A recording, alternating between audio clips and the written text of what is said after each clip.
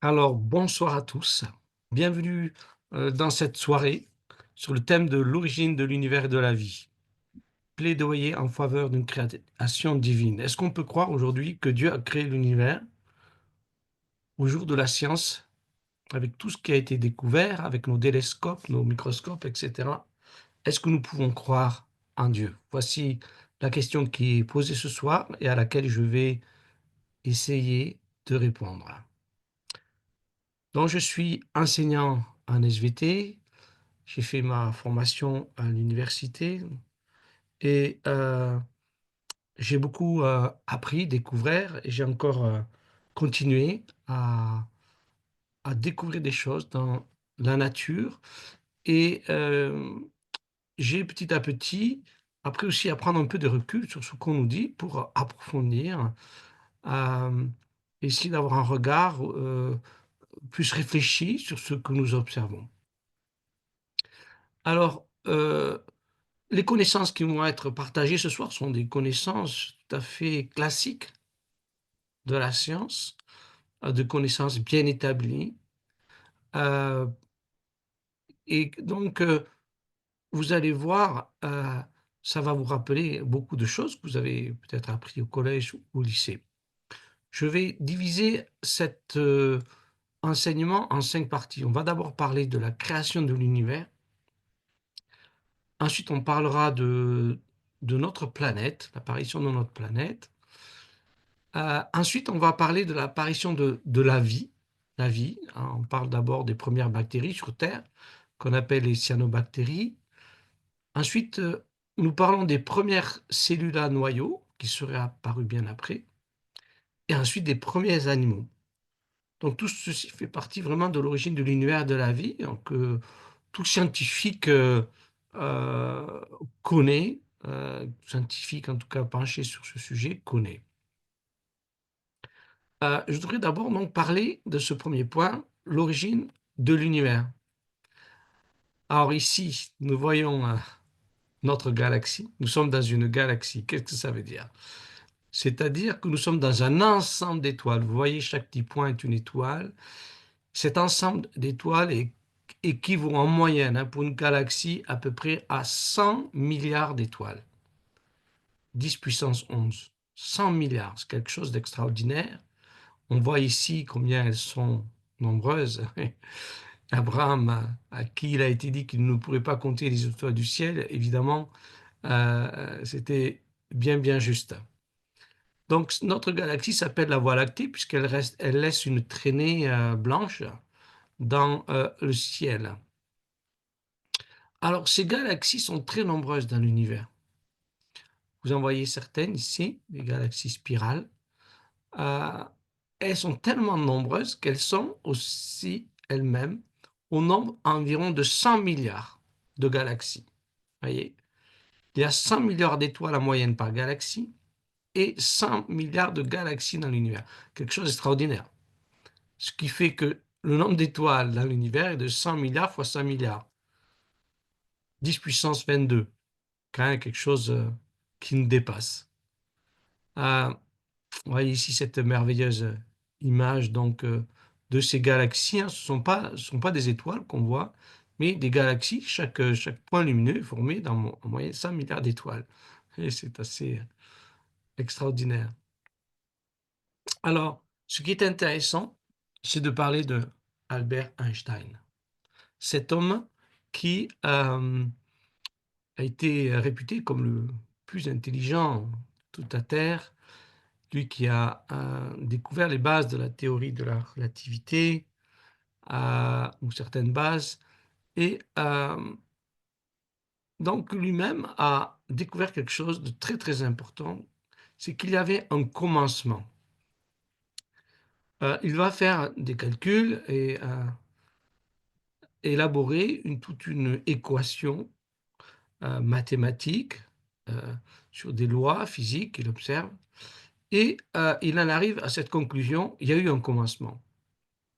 Alors, il faut bien savoir qu'à son époque, c'était absolument pas admis. On pensait que l'univers était créé, était comme ça plutôt, de tout temps, de toute éternité, il n'avait pas changé. Donc personne n'a pu imaginer qu'il y avait un commencement. Maintenant, lui-même, il était juif de naissance et il connaissait bien sûr la Bible, la Torah. Et il savait très bien que le premier mot de la Bible était Bereshit, c'est-à-dire lors d'un commencement. Alors, c'est vrai qu'on traduit au commencement, ce qui sous-entend qu'il n'y en a qu'un seul, mais c'est pas ce que en fait nous dit l'hébreu. L'hébreu, c'est lors d'un commencement. Il y a pu y en avoir d'autres. Voyez, ça c'est très très intéressant. En tout cas, Einstein est très dérangé parce que lui-même, il n'est pas croyant et il n'a pas envie du tout que la Bible ait raison. Donc, sa découverte le dérange au plus haut point et il va rajouter un élément dans sa grande formule pour essayer voilà, d'éliminer cette histoire de l'origine. Et finalement, après 2-3 ans de lutte, il est obligé de conclure que non, il y a bien une origine de tout l'univers. Alors, là, il capitule et il va dire, il va reconnaître que la Bible a raison. C'est pour lui un grand choc. Au commencement, Dieu créa les cieux et la terre. Voici la première phrase de la Bible, c'est quelque chose d'extraordinaire. C'est un défi scientifique incroyable. Et donc ici, on lit le fameux Bereshit bara Elohim. Au commencement, Dieu créa. Euh, alors, il va aller voir son ami Hubble. Et Hubble a élaboré un télescope pour observer les galaxies. Et Hubble lui dit, regarde, tu as raison, il y a bien un commencement. Parce que quand Hubble regarde les galaxies, il voit qu'elles s'éloignent les unes des autres. Elles s'éloignent et toujours plus elles s'éloignent. Et chaque fois qu'il les mesure, les écartements entre les galaxies ont toujours augmenté. Donc, il va dire ceci, si on revient en arrière, forcément les galaxies étaient plus proches. Et à un moment donné, euh, lui et d'autres vont dire qu'il y avait toute la matière de l'univers concentrée en une petite particule qu'on appellera la particule de Planck, une petite particule où toute la matière de l'univers est condensée. Est-ce que c'est possible? Bien oui, puisque l'univers est formé essentiellement de vide. Nous sommes formés essentiellement de vide.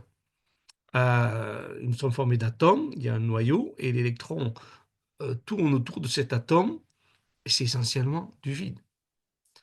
Donc, voilà, donc déjà, ça c'est une confirmation de ce qu'on va appeler le Big Bang, le nom qui va être donné plus tard.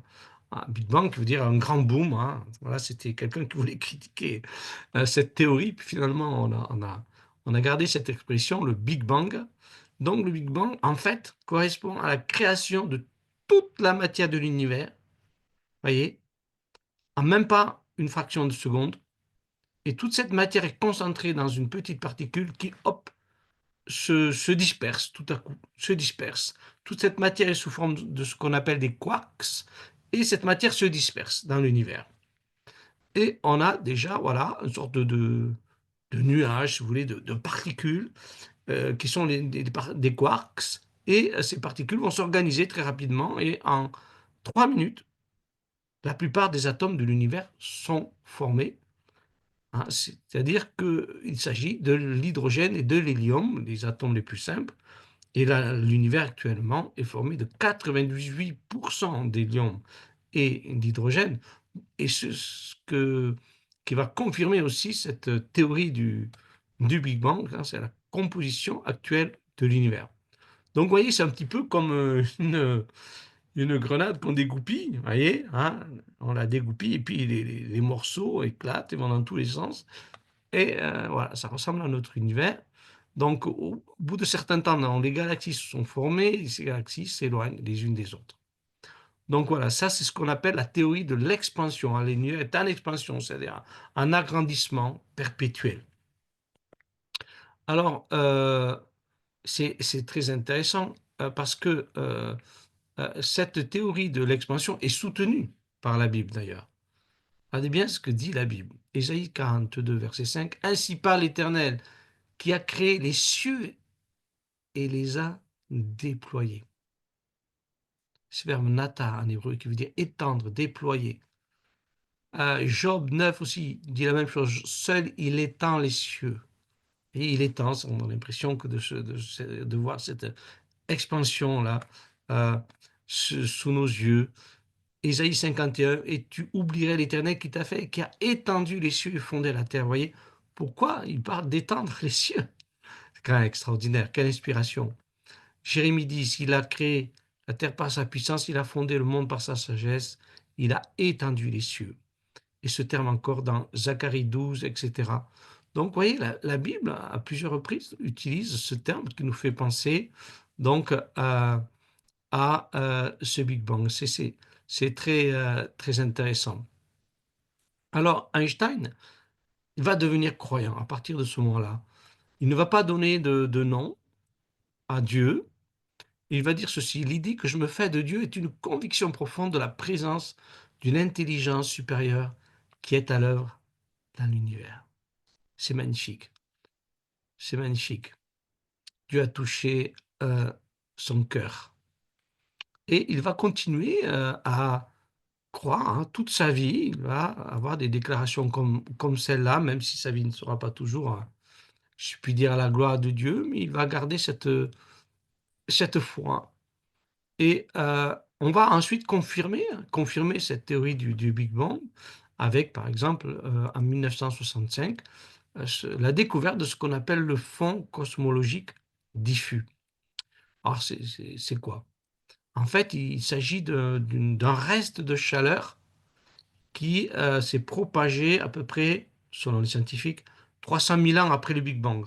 Après le Big Bang, on avait une matière qui était extrêmement dense. Ce nuage dont j'ai parlé de particules est extrêmement dense et il va se dilater encore plus et la lumière va en sortir. Donc il va y avoir un flux de lumière, de chaleur qui va se répandre dans l'univers. Et c'est cette chaleur qu'on va encore percevoir aujourd'hui. Si vous voulez, pour donner une image, c'est comme un radiateur qu'on allume dans une pièce, puis on l'éteint et quand on revient quelque temps après, on ressent encore un petit peu de sa chaleur dans la pièce. Vous voyez, c'est un petit peu cela. Donc on va trouver ce rayonnement, ce fond cosmologique diffus, on va le retrouver, on va le mesurer dans l'univers, grâce à cette grande antenne en 65, en 92 grâce au satellite, en 2003 encore plus, on va préciser une carte, vous voyez. Donc ça va être aussi une confirmation de cette théorie du Big Bang. Donc, il va y avoir donc quatre piliers, je dirais, qui soutiennent cette théorie, qui n'a pas vraiment été remis en cause actuellement encore. On s'appuie sur elle. Donc, l'expansion de l'univers, premier point. Deuxième point, le fond cosmologique diffus. Troisième point, un pourcentage élevé d'hydrogène et d'hélium, 98% de l'univers. Et aussi, je rajouterai le même âge pour l'ensemble des galaxies. Bon, il y a peut-être eu des nouvelles découvertes à ce niveau-là, mais ça ne remet pas en cause ces quatre piliers de cette théorie du Big Bang et qui s'harmonisent pleinement avec la Bible. Et donc vraiment, cette déclaration Bereshit est extraordinaire, a été tellement forte pour Einstein et d'autres. Hein, comment la Bible peut-elle être aussi en avance sur son temps, si ce n'est qu'elle est bien sûr inspirée. Euh, alors maintenant, je voudrais poser une question. Mais qu'est-ce qu'il y a eu avant le Big Bang? Puisque le Big Bang est un commencement, qu'est-ce qu'il y a eu avant? Eh bien, les scientifiques nous disent que ben, ils ne trouvent rien. Il n'y avait rien. Il n'y avait rien. Alors, ils ont beau essayer de faire des théories, mais ils n'ont rien observé. Ils ne trouvent rien.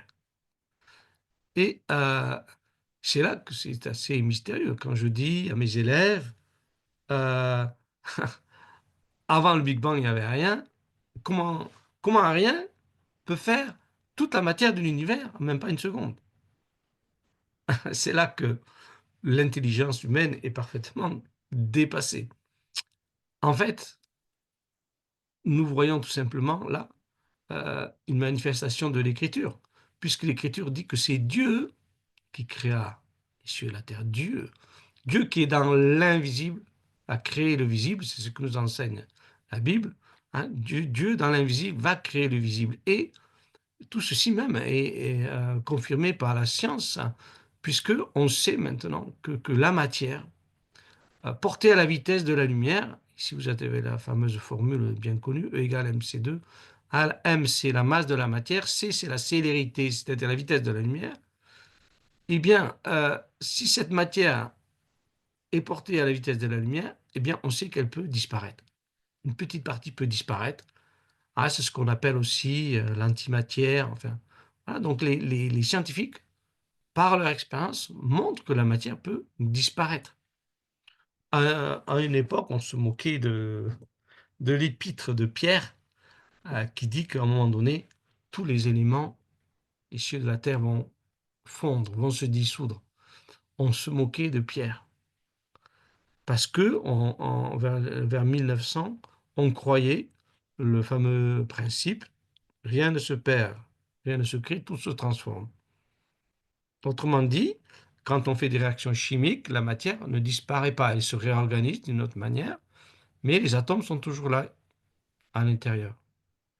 Eh bien, c'est vrai dans certaines conditions, mais en fait, on se rend compte que dans d'autres conditions, par exemple comme la vitesse de la lumière, la matière peut disparaître. On se rend compte qu'il y a quelque chose qui nous dépasse, une dimension invisible qui nous dépasse.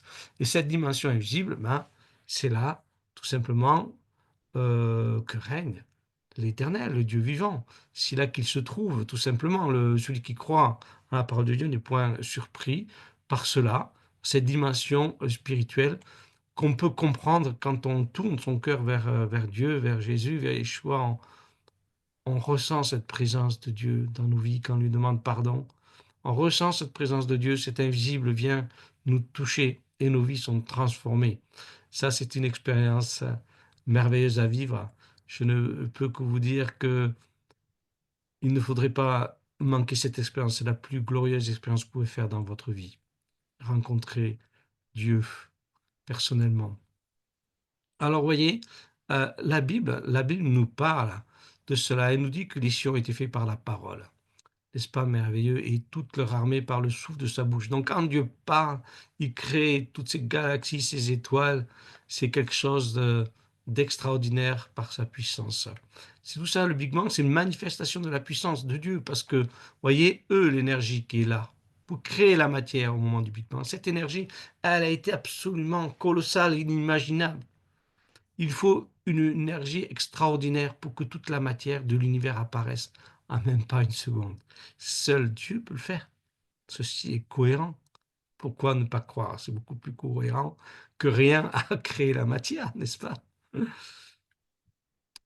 Alors, la Bible nous dit ceci, donc nous comprenons que l'univers a été harmonieusement organisé par la parole de Dieu et qu'ainsi le monde visible tire son origine de l'invisible.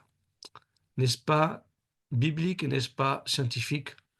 La science et la Bible se croisent parfaitement dans, dans ces deux dimensions, si je puis dire. Alors, je voudrais aussi montrer quelque chose d'extraordinaire. C'est l'ajustement précis des lois physiques. Les physiciens connaissent bien le sujet, sont au courant. Nous avons des forces qui sont établies pour que les, les atomes puissent exister. Vous savez qu'il y a dans la nature des atomes, par exemple, de carbone, d'oxygène, d'hydrogène, etc. Eh bien, ces forces, on peut les mesurer. Donc, si on mesure le rapport des constantes de la force électromagnétique et de la force forte, alors la force électromagnétique, c'est elle qui unit l'électron avec le noyau, voyez, dans un atome.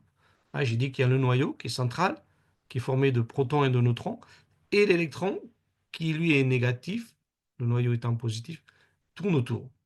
Donc, il y a cette force électromagnétique qui tient l'électron. Ensuite, il y a la force forte. C'est celle qui maintient ensemble les neutrons et les protons dans le noyau. Voyez. Et donc, si on fait tout simplement une division, d'accord, de ces deux forces, et que cette division, elle varie d'un facteur de 10 puissance 40. Vous voyez, vous voyez un chiffre avec une virgule, et il y a 40 chiffres après la virgule, tellement c'est précis. Et si je change le 40e chiffre après la virgule, eh bien, je ne peux pas avoir d'atome. Je ne sais pas si vous voyez un petit peu. On change le 40e chiffre après la virgule. C'est une ultra, ultra précision. Quelque chose d'extraordinaire. Et ça s'appelle l'ajustement, donc le fin ajustement de l'univers. Sinon, il n'y en a pas. Alors, comment ça peut être possible? Nous sommes absolument émerveillés, dépassés.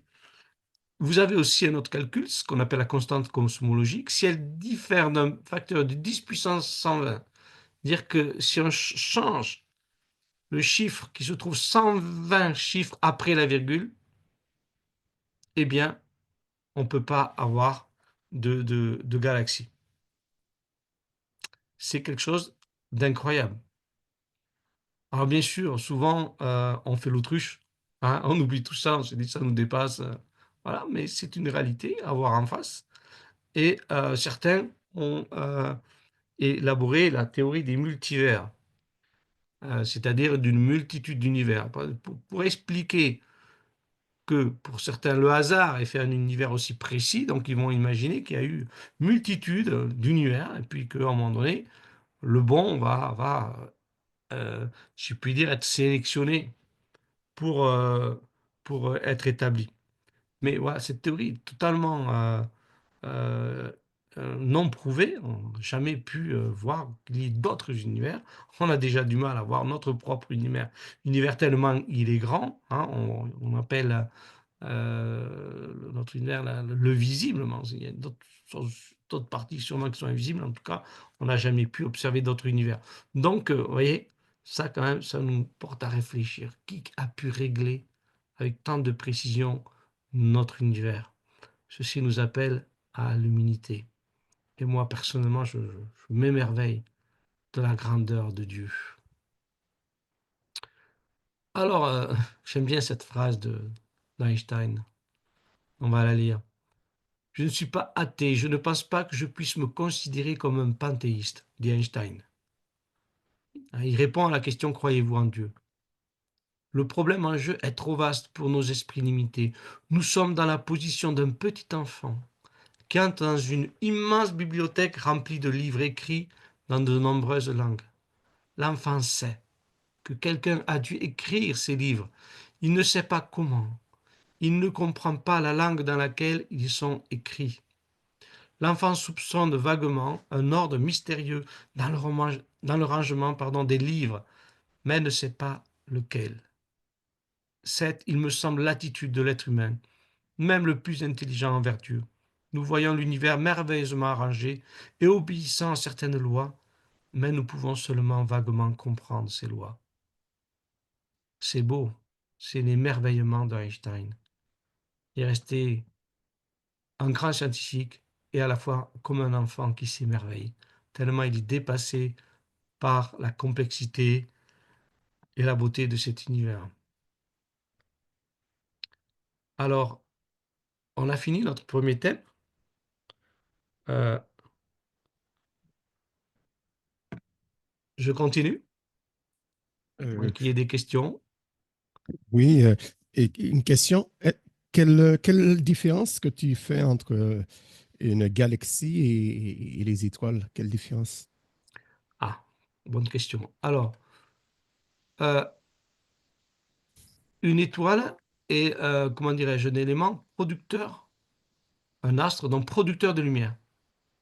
Mhm. Hein, elle a à l'intérieur tout un phénomène un peu complexe pour moi, je ne suis pas physicien, je suis biologiste, qui fait qu'elle produit de la lumière. Voilà. C'est la différence d'une planète, comme la Terre, qui ne produit pas de la lumière. La Lune, elle, reflète la lumière, mais elle n'en produit pas. C'est pour ça qu'elle est un satellite. Alors, et la galaxie est donc un ensemble d'étoiles. Ok, qui sont donc plus ou moins regroupées. Voilà, enfin, elles tournent en général sur elles-mêmes, hein. Voilà. Alors bien sûr, l'étoile la plus connue, c'est le Soleil pour nous. Voilà. ok. Et ça fait combien elles ont combien d'années? Alors, les scientifiques qui étudient les étoiles, qui étudient la lumière qui en provient, disent que les étoiles les plus âgées ont à peu près 15 milliards d'années. C'est-à-dire que Mhm. pour eux, la lumière de ces étoiles les plus âgées met 15 milliards d'années pour nous parvenir, sachant que cette lumière va à 300 000 km secondes. 300 000 km secondes, c'est-à-dire 8 fois le tour de la Terre en une seconde. Ça vous donne une image simple pour comprendre la vitesse de la lumière. Vous voyez, elle part, tac, tac. Elle a fait 8 fois le tour de la Terre. Et donc, à cette vitesse-là, elle met quand même 15 milliards d'années pour arriver. Il veut dire que elle est plus vieille que l'être humain. Oui, ah, bien sûr, bien Et sûr. lorsqu'il a dit que le quatrième jour, que le Seigneur a dit que le petit luminaire et le grand luminaire apparaissent, euh, est-ce qu'ils existaient déjà avant, avant la semaine de la création? Oui, alors bonne question, hein. Effectivement, je n'ai pas trop prévu de répondre à ces questions-là ce soir. Mais moi, c'est plutôt ma conviction que c'était créé avant, premier jour, quand Dieu crée les cieux et la terre, puisque au premier jour, il est dit que il y avait la lumière et les ténèbres. Dieu crée la lumière. Et cette lumière, c'est pas la lumière du Big Bang, c'est autre chose, puisque déjà la Terre est là, organisée, elle-même si elle est informée vide, on est dans une autre étape. Donc, pour moi, la lumière est déjà faite, le Soleil devrait être là, mais il y a eu, pour moi, comme une réorganisation au quatrième jour. Ça, c'est ma conviction, on peut en débattre, bien sûr. On en a parlé, on y reviendra encore. Euh, le mot assa, qui est traduit par faire, au jour 4 peut être traduit aussi par organiser. Mhm. Organiser où vous voulez. Certains traduisent comme ça. Il a organisé. Voilà, mais c'est très bien, je trouve. Euh, pour moi, après beaucoup de réflexion là-dessus, je vois plutôt comme ça, une réorganisation. Euh, voilà, Et au niveau du à Big Bang, débattre. est-ce qu'il y a un chiffre? Est-ce qu'il y a un chiffre, un nombre d'années? Ils disent que ça a été fait, le Big Bang. Au niveau, pardon. Concernant le Big Bang, les scientifiques, ils disent quoi? Ça fait combien d'années? Alors, donc le Big Bang, pour eux, c'est là, il y a 15 milliards d'années. Ok. Voilà, bon, ils disent 14, 15, voilà.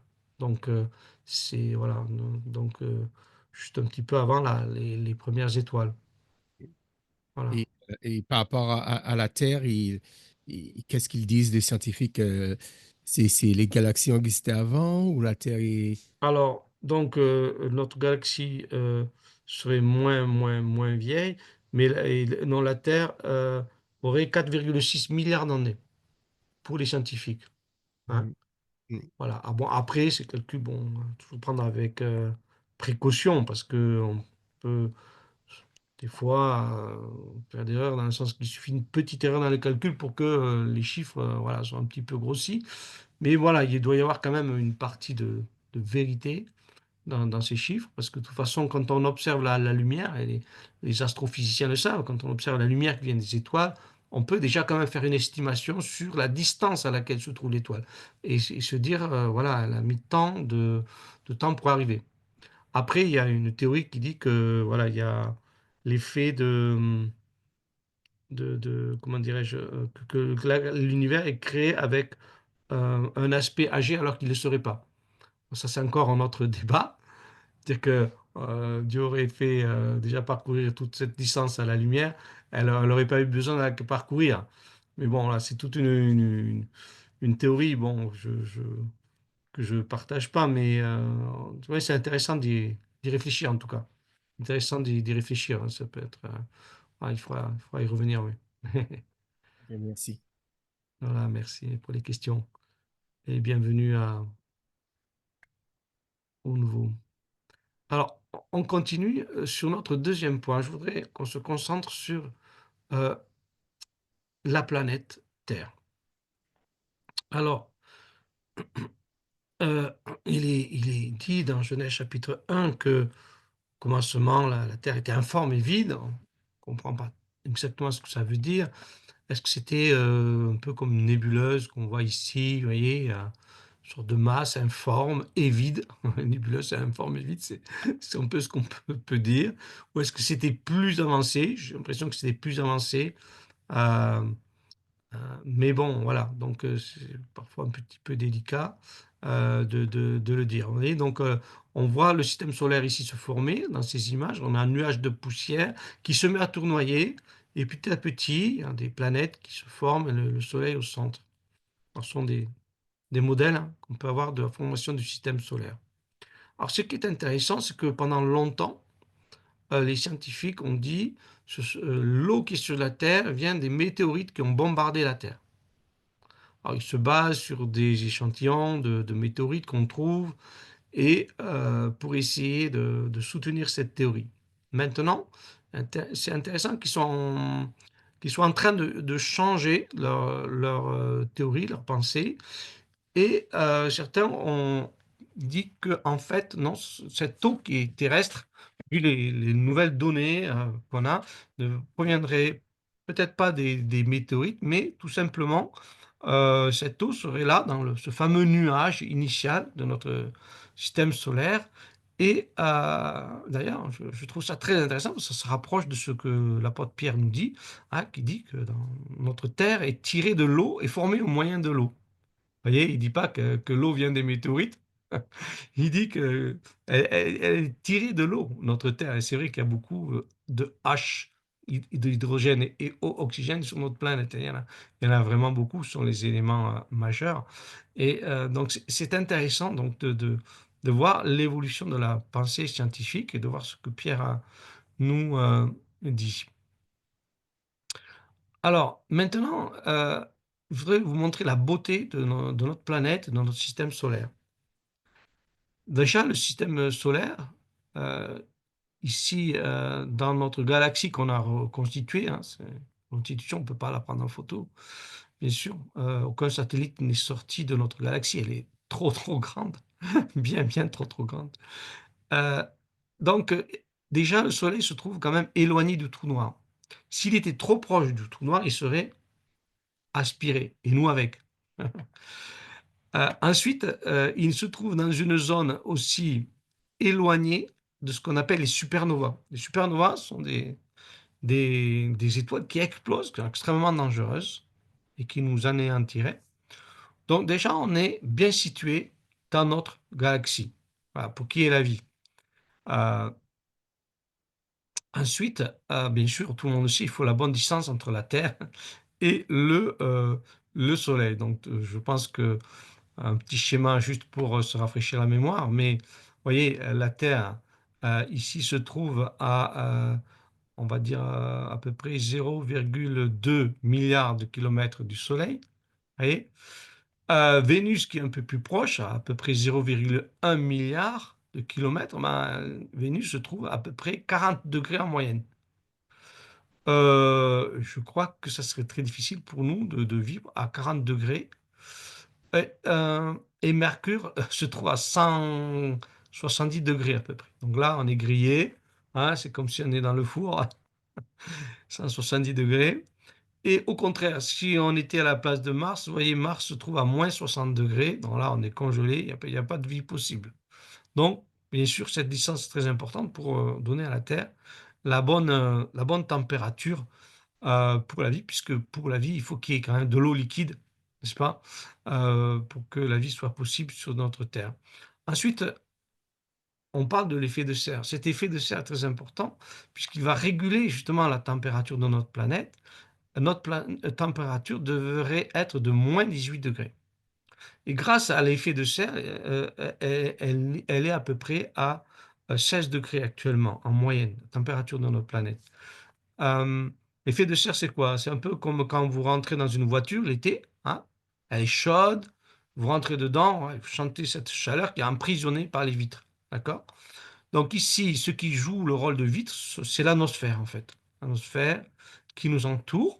Donc, on va emprisonner une partie de la chaleur qui vient du soleil, ce qui fait qu'on va gagner, vous voyez, à peu près une trentaine de degrés. Donc, de -18, on passe à 16 degrés grâce à l'effet de serre. Alors, vous savez que cet effet de serre a tendance à s'augmenter depuis quelques décennies, mais il est quand même normal et vital pour notre planète. Alors bien sûr, comme il augmente, on ressent effectivement le réchauffement climatique.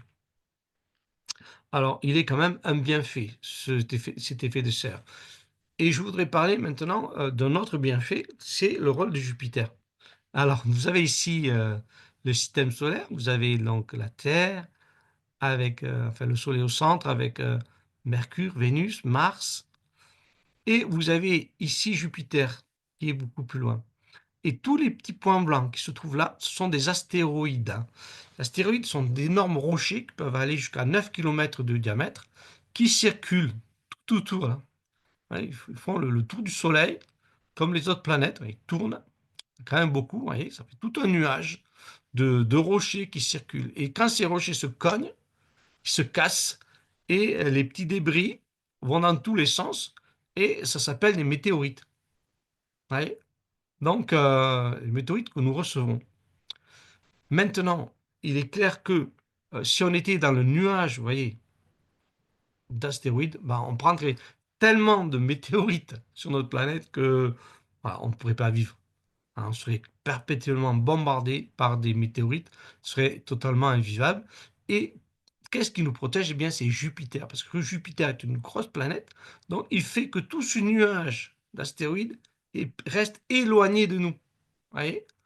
Grâce à Jupiter. Donc ça aussi, c'est quand même très important de le savoir.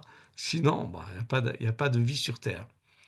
Quelque chose d'assez amusant, c'est la vitesse de rotation de notre planète. Si la planète tourne trop vite, eh bien, il y a des vents violents qui sont créés et c'est comme si on était perpétuellement sous des cyclones. Vous voyez, la vie ne serait pas possible. Et si la Terre tournait trop lentement sur elle-même, hein, actuellement, elle met 24 heures pour faire un tour, n'est-ce pas? À ce moment-là, qu'est-ce qui se passerait? Eh bien, pendant la journée, elle se réchaufferait trop, les températures deviendraient invivables, et la nuit, elle se refroidirait trop, et il ferait très très froid la nuit. Donc, notre planète a la bonne vitesse de rotation, formidable. Et ensuite, la masse aussi de notre planète, on ne réfléchit pas, mais c'est très important, les scientifiques le savent, elle est très importante parce que c'est grâce à cette masse que l'oxygène reste. Ah, c'est une question de pesanteur. Donc la masse attire l'oxygène et fait qu'il reste dans notre atmosphère. Voyez. Et au contraire, si notre planète était trop grosse, il y aurait de l'oxygène, mais aussi il y aurait de l'ammoniac. L'ammoniac est un gaz toxique, absolument irrespirable, on ne serait pas là. Donc il faut que la taille de notre planète, pour qu'elle soit viable, soit bonne. Quand je vois certains commentaires à la télé ou autre, et on dit, bon, il y a la vie parce qu'il y a de l'eau, bon, c'est assez, c'est très élémentaire. On est très très loin de la réalité. Pour qu'il y ait la vie, il faut beaucoup beaucoup de critères, comme j'essaie de vous le montrer. Le champ magnétique terrestre, par exemple, toutes les planètes n'ont pas un champ magnétique. Nous avons la chance d'avoir un champ magnétique. Et ce champ magnétique, il n'est pas là pour rien. Il nous protège comme d'un bouclier de ce qu'on appelle les vents solaires. Les vents solaires ont des radiations chargées d'ions et d'électrons qui nous arrivent, et d'ailleurs, ça fait ce qu'on appelle les aurores boréales, hein, le champ magnétique, donc va nous protéger réellement. Donc ici, sur cette image, vous voyez cette protection ici en rouge, hein, les vents solaires arrivent, et d'ailleurs, les vents solaires vont déformer, vous voyez, le champ magnétique autour de la Terre, tellement ils sont importants, mais voilà, on est protégé de ces radiations, enfin rayonnements solaires, ça c'est quand même formidable. Euh, Ensuite, n'oublions pas la couche d'ozone, la fameuse couche d'ozone. Eh bien, elle se trouve entre 20 et 40 km d'altitude. Elle va nous protéger des ultraviolets nocifs, les UVB et C, qui sont dangereux. Nous savons que, par exemple, actuellement, au-dessus de l'Australie, la couche d'ozone est un petit peu plus mince. eh bien, il y a déjà des espèces d'êtres vivants qui ont disparu. Par exemple, des grenouilles qui ont une peau fragile. euh, donc les ultraviolets ont détruit donc déjà ces grenouilles.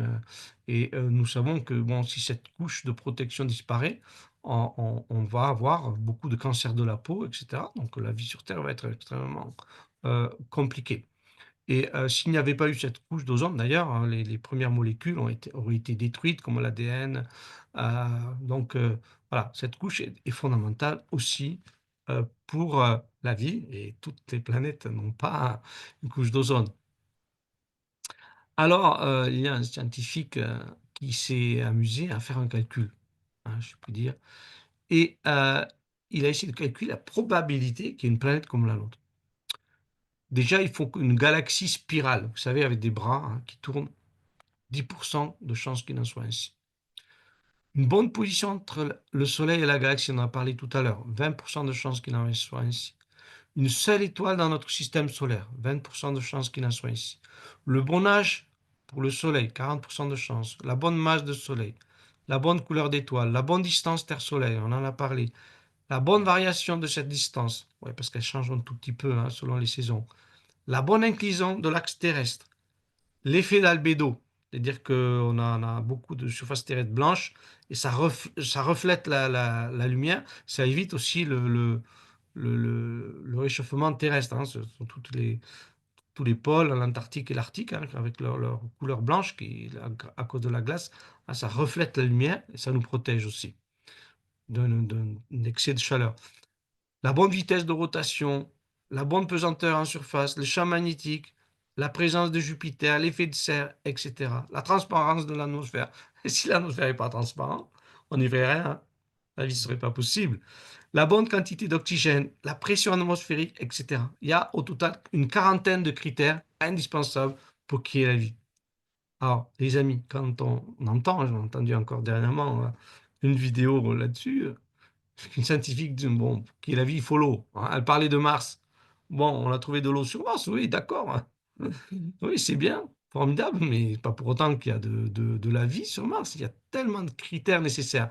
Et quand on fait un calcul simple, hein, il faut mesurer les pourcentages ici, enfin les multiplier entre eux, eh bien, on s'aperçoit que le pourcentage de chance pour que tous les critères soient réunis est de une chance sur 10 puissance 53. Voyez? C'est une chance sur 1 avec 53 zéros après. Mm. Vous croyez que ça, c'est le hasard? Mm. Vous croyez que là, il y a une place pour le hasard? Bien sûr que non. Hein, c'est ouais, c'est absolument incroyable. Voyons que là, on dépasse bien sûr les probabilités qui concerneraient le hasard. Et on peut même faire un calcul. Pour qu'il y ait une planète comme la nôtre dans l'univers, on estime qu'il y a 10 puissance 22 planètes, c'est-à-dire en moyenne une par étoile. Hein, je vous ai donné le calcul d'étoiles tout à l'heure. Donc, elles ne sont pas suffisantes pour qu'il y en ait une statistiquement comme la nôtre. Il en faudrait 10 000 milliards de milliards, 2 milliards fois plus. Rendez compte, il faudrait qu'il y ait en fait 10 puissance 53 planètes dans l'univers, alors qu'il n'y en a que 10 puissance 22 pour qu'il n'y en ait qu'une comme la nôtre. Qu'une, vous voyez, statistiquement parlant. Donc, c'est là qu'on s'émerveille, qu'on se dit, waouh, quand je me lève le matin, j'ai de l'oxygène, j'ai de la pesanteur, j'ai un air agréable, j'y vois, j'ai une température agréable, etc., etc. Mais c'est merveilleux, simplement merveilleux. Tout ça, c'est un ensemble de critères magnifiques et tout est complètement programmé, réglé pour que tout se passe bien. Dieu est un Dieu d'amour. Il a voulu que tout se passe bien. Ah, c'est les hommes qui font les guerres, etc., n'est-ce pas? On se dit, ah, mais pourquoi tout ce mal arrive? Mais qui c'est qui fait les guerres? Est-ce que c'est Dieu ou est-ce que c'est les hommes qui fait le mal, hein, n'est-ce pas? On a besoin que Dieu nous aide justement à enlever ce mal qui est dans notre cœur hein, parfois. Donc, voilà, ça nous fait réfléchir sur l'amour et la bonté de Dieu euh, pour nous. C'est simplement merveilleux. Alors, une fois, on m'a posé la question, mais Est-ce qu'il y a la vie ailleurs? Est-ce qu'il y a la vie ailleurs? Bah, vous voyez déjà le pourcentage que j'ai donné là. En tout cas, une vie comme la nôtre ailleurs, on a très peu de chances qu'il en soit ainsi. On ne sait pas. On ne sait pas. Ce sont des probabilités, mais a très très peu de chances qu'il en soit ainsi. Euh, et donc, vous voyez, Proverbe 3, 19, c'est par la sagesse que l'Éternel a fondé la terre. Donc, il a vraiment concentré tous ses efforts sur, si je puis dire, notre planète. Mais certains croient aux ovnis, etc. Personnellement, je crois que ce sont simplement des êtres spirituels. Pour ça qu'on a tant de mal à prouver qu'ils existent. Ce sont des manifestations spirituelles, mais pour moi, je ne pense pas que ce soit des vrais êtres physiques, malgré voilà, ce qu'on voit. Hein. Souvent, on a l'impression qu'ils apparaissent, ils disparaissent. Ouais. Il y a quelque chose de spirituel là-dedans. Je ne vais pas rentrer dans le détail, mais voilà. Donc, en tout cas, si la vie est ailleurs, écoutez-moi bien ce que j'ai à vous dire, elle se trouve au ciel, au paradis, là où Dieu nous attend. Là, il y a une vie dans le monde invisible. Il y a une vie pour chacun de nous que la Bible appelle la vie éternelle. Il y a une vie extraordinaire. Le ciel est extraordinaire. Et la Bible nous en parle, qu'il y a ceux qui louent Dieu, qui se trouvent dans le ciel. La Bible nous parle de ce lieu merveilleux. Et j'ai eu l'occasion de, de, de ressentir ce lieu. C'est un lieu divin, merveilleux. Et, et, et je crois que c'est là qu'il faut concentrer nos efforts, non pas à chercher ici à des ovnis qui existent, mais chercher justement à rejoindre le paradis de Dieu. Alors quelque chose d'intéressant aussi sur la terre, c'est que la Bible nous dit que Dieu a tracé un cercle à la surface de l'abîme. Quand il a fait la terre, il trace un cercle. Vous voyez, déjà, elle n'est pas carrée, elle est circulaire. Et certains ont dit, ouais, mais c'est un cercle qui est plat. Hein. Certains croient à la terre plate. Bon, c'est assez facile de démontrer que c'est pas le cas. Mais regardez bien la précision biblique. La Bible parle d'un cercle. Aussi dans Ésaïe 40, 22, il dit, c'est lui qui est assis au-dessus du cercle de la terre. Alors, attendez, j'ai mis le verset, mais ça a été, j'ai eu un problème tout à l'heure d'enregistrement. En fait, excusez-moi, c'est dans Job 26 au verset 10, où Dieu dit qu'il a fait un cercle comme limite entre la lumière et les ténèbres. Un cercle entre la lumière et les ténèbres, ça veut dire quoi? Si vous regardez la terre vue du ciel, vous apercevez que la Terre tourne et que la lumière et la nuit tournent. Donc, il y a un cercle entre la nuit et le jour, et ce cercle sans cesse avance. Au fur et à mesure que la Terre tourne, le cercle se déplace. Donc, ça veut dire quoi? Ça veut dire que il y a un cercle autour de la Terre, mais ce cercle, il bouge. Et donc, ça veut dire que forcément, notre planète, elle est sphérique, comme un globe. Et la Bible ne se trompe pas. Vous voyez, elle a bien dit que la Terre n'est pas plate, elle a dit que c'est un cercle qui tourne, donc elle est vraiment sphérique. Et moi, je dis gloire à Dieu pour la précision de la Bible. Je vous laisse un petit espace pour les questions avant d'attaquer notre point numéro 3. Une question sur la rotation. Est-ce que les scientifiques, euh,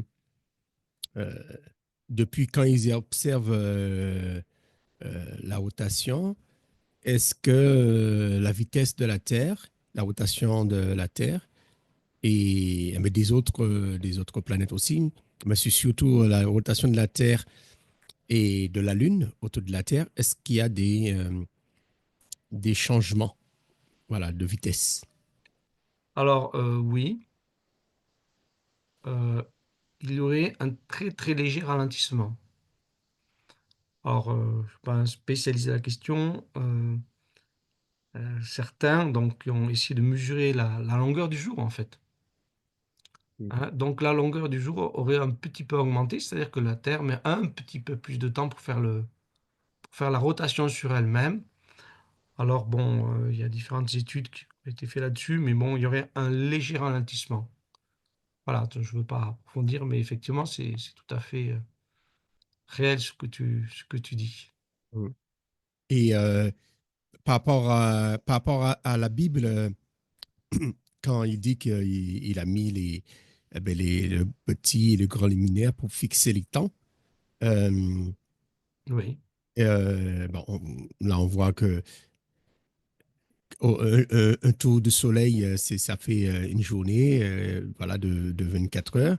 Un tour de la Terre, hein, sur elle-même. Ouais, Le tour du Soleil, une année, ouais. Oui. et le tour du soleil, une année. Oui. Mais bon, moi, comme je travaille sur les calendriers de la Bible, ce que j'ai découvert, euh, tout, après 27 ans, le même cycle recommence, c'est-à-dire ça recommence le même jour de la semaine. C'est-à-dire après 27 ans, c'est-à-dire la 28e année, par exemple l'année qui arrive là, le prochain mois, bon là, selon la Bible, on est le 11e mois, le mois de Nissan va commencer le premier jour de la semaine. Et pendant 27 ans, après 27 ans, ça va recommencer Ouais. le premier jour de la semaine. Et ce qui est intéressant, ça commence toujours après une éclipse. D'accord. Voilà, je suis pas assez calé pour Et parler ce de qui est ça, hein. C'est vraiment de ce qui est intéressant, l'astrophysique. c'est le rapport avec la femme les règles de la femme qui arrive le 28e jour et voit que voilà, la 28e année, il y a un renouvellement. Alors, c'est la question, c'est ça. Est-ce qu'il y a un rapport entre les 28 jours de la femme et puis le 28 jours par rapport à la Alors, rotation? déjà, pour parler du cycle de la femme, tu peux te baser sur la Lune, puisque la Lune a un cycle de 29 jours,25, qui correspond à peu près au cycle de la femme, tu vois. Effectivement, sans, tu vois, déjà, ça nous parle, puisque voilà, la Lune est proche de nous et nous parle de ce cycle effectivement, qui dure presque un mois, quoi. Ah ouais. Et le mot année, euh, Shana en hébreu, la racine, c'est quoi? Est-ce que c'est renouvellement? C'est C'est quoi? changé, hein, normalement. Changer. Mhm. Et le mois, Changé. ça veut dire renouvellement. Ouais, le mois, c'est voilà, c'est Rodesh, le mois, ça vient de Radash, c'est-à-dire être nouveau, hein. Et donc, effectivement, hein, chaque mois, il y a comme un cycle, hein. La Bible nous parle vraiment d'un cycle, puisque c'est être nouveau, dont le mois est un changement, et, et, et, et l'année aussi, hein, tu vois. Donc, Et le cycle, c'est la comme Bible, par ces mots-là, nous parle de cycle, en fait. Ouais. et le cycle, c'est comme un cercle. Oui, oui, c'est ça. Mm.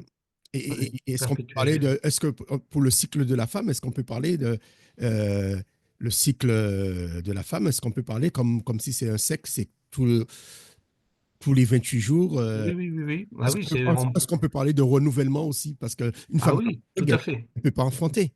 Ah, tout à fait. C'est un vrai renouvellement. C'est le but des règles, d'ailleurs. La muqueuse utérine qui est faite pour accueillir le bébé, elle va se détruire. C'est ce qui fait les règles. C'est Mhm, un peu comme si on changeait les draps et les couvertures du lit, tu vois? Hein, dans l'utérus, cette couche qui est là pour recevoir le petit embryon va se détruire complètement lors des règles. Il y a un vrai renouvellement, donc chaque mois, hein, on dit voilà, ben, c'est comme si je change les draps et les couvertures pour le petit bébé, et on renouvelle tout ça pour pouvoir l'accueillir. Donc c'est un vrai cycle, hein, on parle du cycle menstruel, c'est un vrai cycle, hein, tout à fait. mhm. Et, Alors, ma question, c'est par rapport au renouvellement, par rapport l'autre, le premier thème que tu as touché sur les galaxies, tu disais que par rapport au Big Bang, ils ont découvert comme si, par rapport à l'éloignement, euh, comme s'ils ont fait des petits. Je ne sais pas si c'est comme ça, tu as expliqué les choses. euh, Est-ce qu'on peut dire que l'univers s'est renouvelé euh, par rapport à les galaxies dont tu as parlé au début? renouveler. Renouvelé, Non, c'est-à-dire non, que je parlerai pas de renouvellement pour l'univers. Non, non. comme si la façon qu'elle était au départ est comme. Les particules fines et les quarks se sont regroupés pour former des atomes. Mhm, Ah, tu vois, les neutrons et les protons qui sont dans le noyau sont eux-mêmes à la base formés de quarks. mhm. Donc, il y a eu un regroupement de ces quarks pour former des neutrons et des protons, des électrons, et tout ça se sont regroupés pour former des atomes. Ok, Tu ok. vois? Et ensuite, ces atomes sont encore regroupés pour ensuite former des étoiles, et ensuite des galaxies.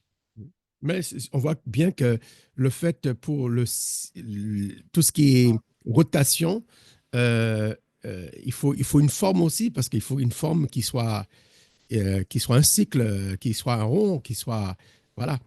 Euh, on regarde la Lune, on voit qu'elle est ronde. On regarde même le Soleil, Oui, on voit qu'il y a une forme ronde.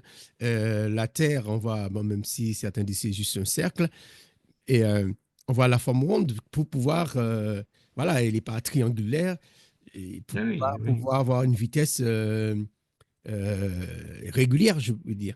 Oui, oui, bien sûr, oui. Ça permet une bonne rotation, tout à fait. Ok, ok. Voilà, c'était surtout sur la vitesse de la Terre. OK. Mmh. Très bien, super. Alors on continue. On continue vers ce troisième point. Aussi, on va parler de l'origine de la vie. Alors, cette origine de la vie, les scientifiques nous disent que, ben, elle commence il y a bien longtemps. Alors, je vais utiliser leurs chiffres, hein, moins de 3 milliards d'années. Vous voyez, la Terre apparaît avec le système solaire à moins 4,6 milliards d'années. Et donc, en gros, 2,6 milliards d'années après, non, 1,6 milliard d'années après, pardon, arrive la vie, selon les scientifiques. Alors, ils disent euh, que les premiers êtres vivants étaient une sorte de particules que vous voyez dans ces couches rocheuses. Vous voyez, dans ces roches qui existent encore aujourd'hui, ça c'est marrant, c'est surprenant, vous voyez, ces roches qu'on appelle des stromatolites, hein, quand on les découpe, hein, si on peut les couper, on s'aperçoit qu'elles sont formées de couches très très fines, et dans ces couches très très fines, on a des éléments que vous voyez ici, hein, qui sont de petites cellules, vous voyez, comme des petites cellules, les unes à côté des autres. Alors ici, vous avez cette cyanobactérie actuelle et celle qui est fossile. En fait, il n'y a aucun changement depuis quand même 3 milliards d'années. Ça fait poser quand même quelques questions. Aucun vrai changement. Mais cette petite cyanobactérie est donc déjà formée de cellules, mais elle est vivante. Pourquoi elle est vivante et que les roches à côté ne sont pas vivantes? Parce qu'elle est capable donc de se nourrir, de prendre de l'oxygène, ou d'en rejeter, de, de, de se multiplier aussi, d'accord? Donc, voilà, elle est capable d'avoir une organisation particulière. Déjà, elle est capable de naître, de se multiplier, de vivre, de se nourrir. Donc, voilà, elle a les caractères de la vie. Et certains vont dire, bah non, de toute façon, la vie est apparue par le hasard. Alors, une grande expérience, l'expérience de Muller, très connue. Donc, Muller va dire, voilà, je vais reproduire les conditions qui étaient là sur Terre il y a bien, bien longtemps. Il y avait des éclairs avec, vous voyez, de l'eau, du méthane, de l'ammoniac, du monoxyde de carbone, de l'hydrogène, et il met tout ça dans, vous voyez, une sorte de ballon, vous voyez là. Donc il fait des éclairs, vous voyez, et ensuite il va récupérer le liquide, vous voyez, il va le refroidir, il obtient un liquide. Ici, il a un autre ballon à côté, vous voyez, qui fait chauffer, qui envoie donc de la vapeur. Et donc, dans son expérience, il arrive à créer des molécules, c'est-à-dire des petits groupes d'atomes, qui correspondent à des molécules qui sont à la base de la vie. Donc, il crée 13 acides aminés et aussi des particules d'ADN, ce qu'on appelle les bases, ou les lettres, si vous voulez, les lettres chimiques qui forment notre ADN. Donc, il va fabriquer des petites briques, vous voyez, si je puis dire, à la base de la vie. Il ne les forme pas toutes, hein. Il en forme quelques-unes. Et il dit, voilà, bon, vous voyez, c'est facile. Il suffit d'un environnement idéal et les molécules qui sont à la base de la vie sont là. Maintenant, je vais vous dire que quand même, il y a de gros problèmes à cette théorie. De gros problèmes. Pourquoi? Parce que c'est exactement comme si je vous disais, vous voyez, j'ai un tas de briques. Je mets des briques, des blocs, je mets du bois, je mets le ciment, le sable, et je vous dis, c'est une maison.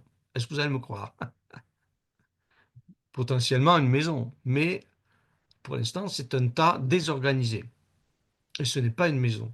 Mais c'est exactement la même chose dans ce qu'il dit, hein. On obtient quelques particules, c'est vrai, mais tout est désorganisé.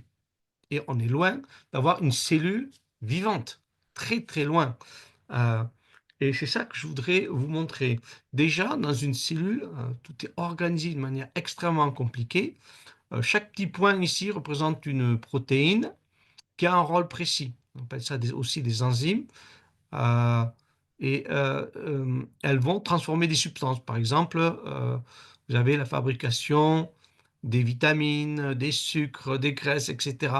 Donc, chaque petit point ici représente une étape de transformation de ces substances et c'est extrêmement compliqué. Une vraie usine. Une cellule, c'est une vraie merveille d'organisation. J'étais dans un stage avec un spécialiste d'immunologie, mais il disait, à la cellule, tout est prévu, tout est organisé, il n'y a pas de place pour le hasard. Et la cellule est une super usine extrêmement compliquée qui fabrique des milliers de substances, je dis bien des milliers de substances, et qui ne les mélange pas, qui ne les confond pas, qui va chacune les mettre à sa place. Euh, c'est quelque chose d'extrêmement prodigieux.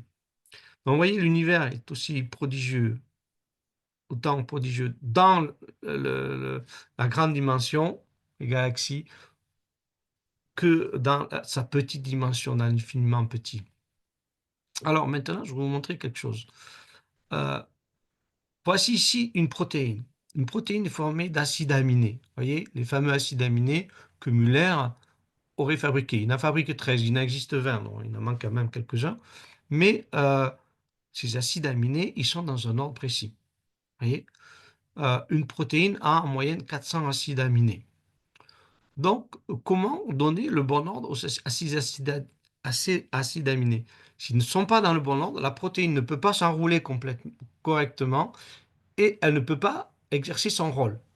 Vous voyez, nous avons dans notre corps quelque chose comme 10 000 protéines différentes. Chacune doit être structurée, organisée comme il se doit. Sinon, on a un problème, on peut avoir une maladie, par exemple la thalassémie, etc. On peut avoir toutes sortes de maladies, ce qu'on appelle les maladies génétiques, qui sont souvent dues à des problèmes de protéines, comme la myopathie, etc. On en parle au Téléthon, voyez. Donc, si elles ne sont pas organisées correctement, on aura des problèmes de santé. Alors, qu'est-ce qui va organiser le bon ordre des protéines? Mais en fait, c'est l'ADN. Voyez. Donc, l'ADN se trouve dans le noyau de nos cellules et l'ADN se trouve, c'est un filament extrêmement fin et il est enroulé sous forme de chromosomes. Voilà, donc cet ADN, le voici, il est formé d'une double hélice et on a dans cette double hélice des barreaux. Des barreaux qui contiennent ce qu'on appellera les lettres chimiques. En fait, ce sont des molécules. A pour l'adénine, T pour la thymine, C pour la cytosine et G pour la guanine.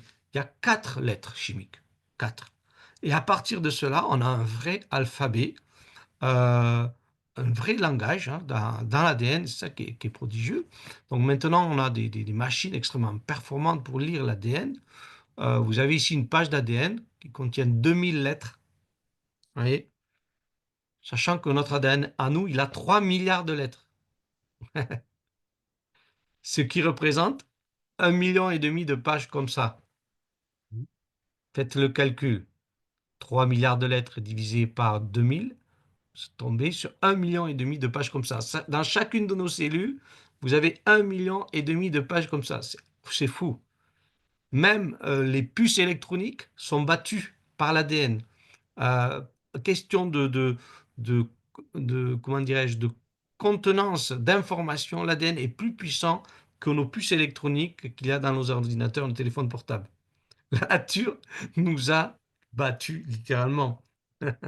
Et c'est pour ça que cette première cyanobactérie, au départ, qui paraît insignifiante, elle est plus performante que nos ordinateurs, que même nos panneaux solaires. Parce qu'elle, elle captait l'énergie du soleil dès le départ. C'est extraordinaire. Dès le départ, elle fait tout ce qu'on a dans notre monde moderne. Condenser l'information, gérer l'information, prendre l'énergie du soleil. Et tout ceci, bien sûr, totalement bio.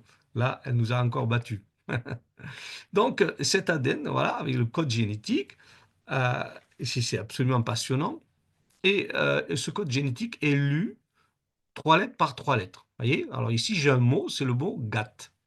Après, j'ai le mot CAC. Et j'ai des mots. J'ai le mot AGG. J'ai le mot TCT. Vous voyez, j'ai des mots. Donc la cellule va lire tous ces mots. euh, et c'est comme ça qu'elle va arriver à fabriquer les protéines. Alors, regardez. Ici, j'ai par exemple GCU, c'est un mot, ce qu'on appelle un codon. Et donc, c'est une information. Donc, la cellule va le lire. Donc, elle va faire une copie de l'ADN, peu importe. Elle va le copier. Vous voyez que là, il y a une autre lettre qui apparaît, mais c'est le U qui remplace la lettre que vous avez dans l'ADN qui est le T. Non, peu importe. Donc, ça revient au même. Alors, ici, regardez, qu'est-ce qui va se passer? En fait, mon premier codon GCU va correspondre à l'acide aminé alanine. Donc, la cellule, elle met en premier l'acide aminé alanine. Je vais assez vite. Le deuxième codon, ou mot, c'est ACG. Donc, la cellule, elle sait qu'il faut mettre la thréonine. Le troisième codon,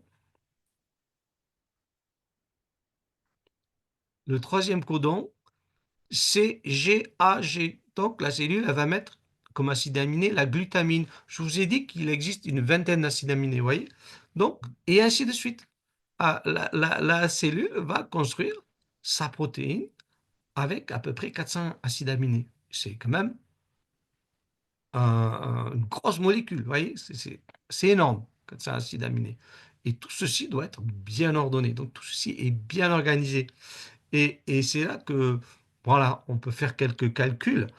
Pour fabriquer une protéine qui a donc en moyenne 400 acides aminés, vous voyez, quel est le calcul de probabilité? Eh bien, pour chaque acide aminé, il y a 20 possibilités, puisqu'on a 20 acides aminés.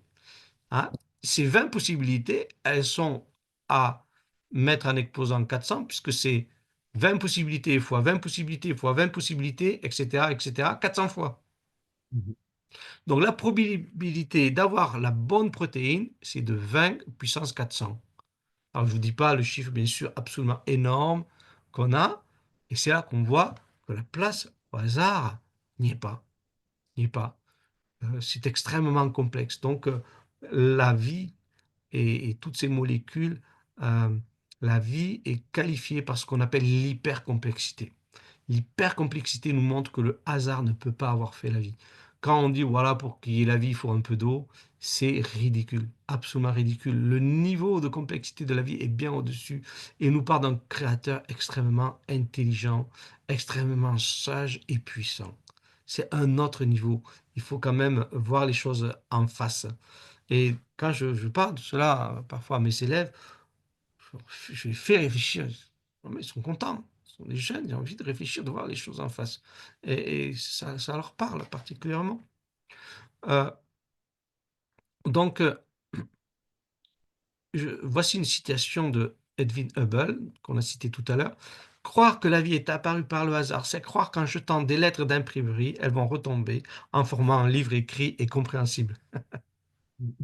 Et oui, si les protéines sont dans le bon ordre, enfin, les acides aminés des protéines sont dans le bon ordre, c'est parce que bah, l'ADN est dans le bon ordre et tout ça, c'est extraordinaire.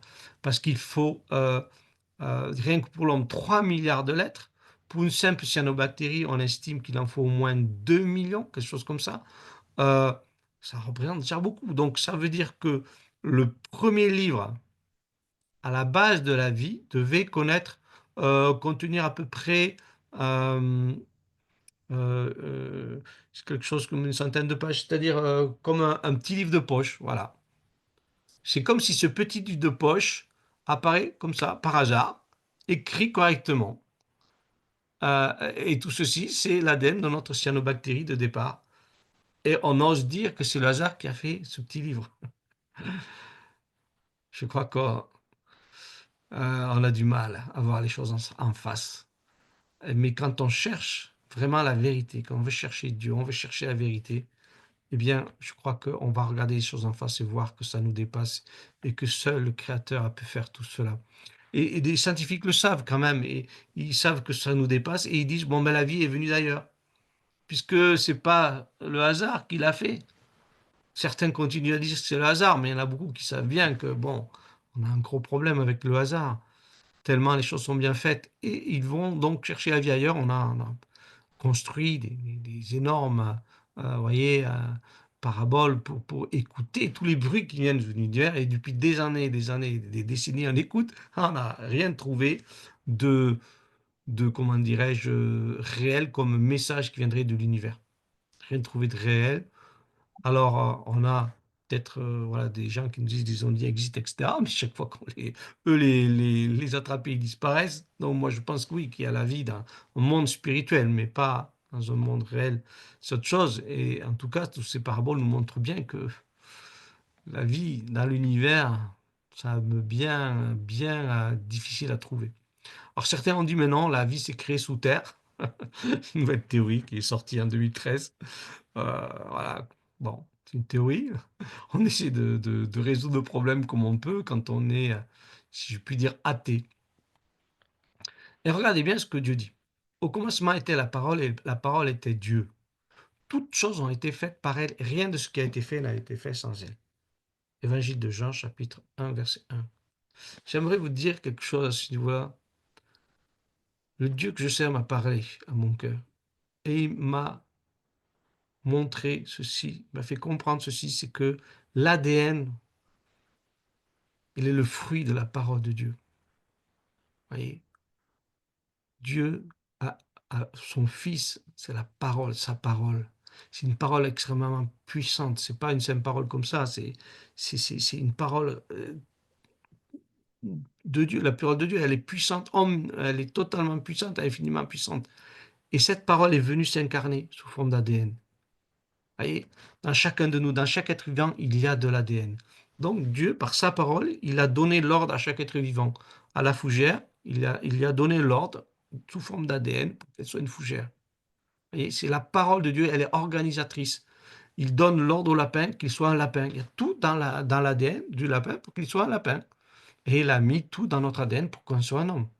Alors bien sûr, il peut y avoir des ressemblances entre nos ADN, il y a des ressemblances entre nos ADN, celui de lapin, de l'homme, etc. Mais aussi des différences, qui fait qu'on est différent.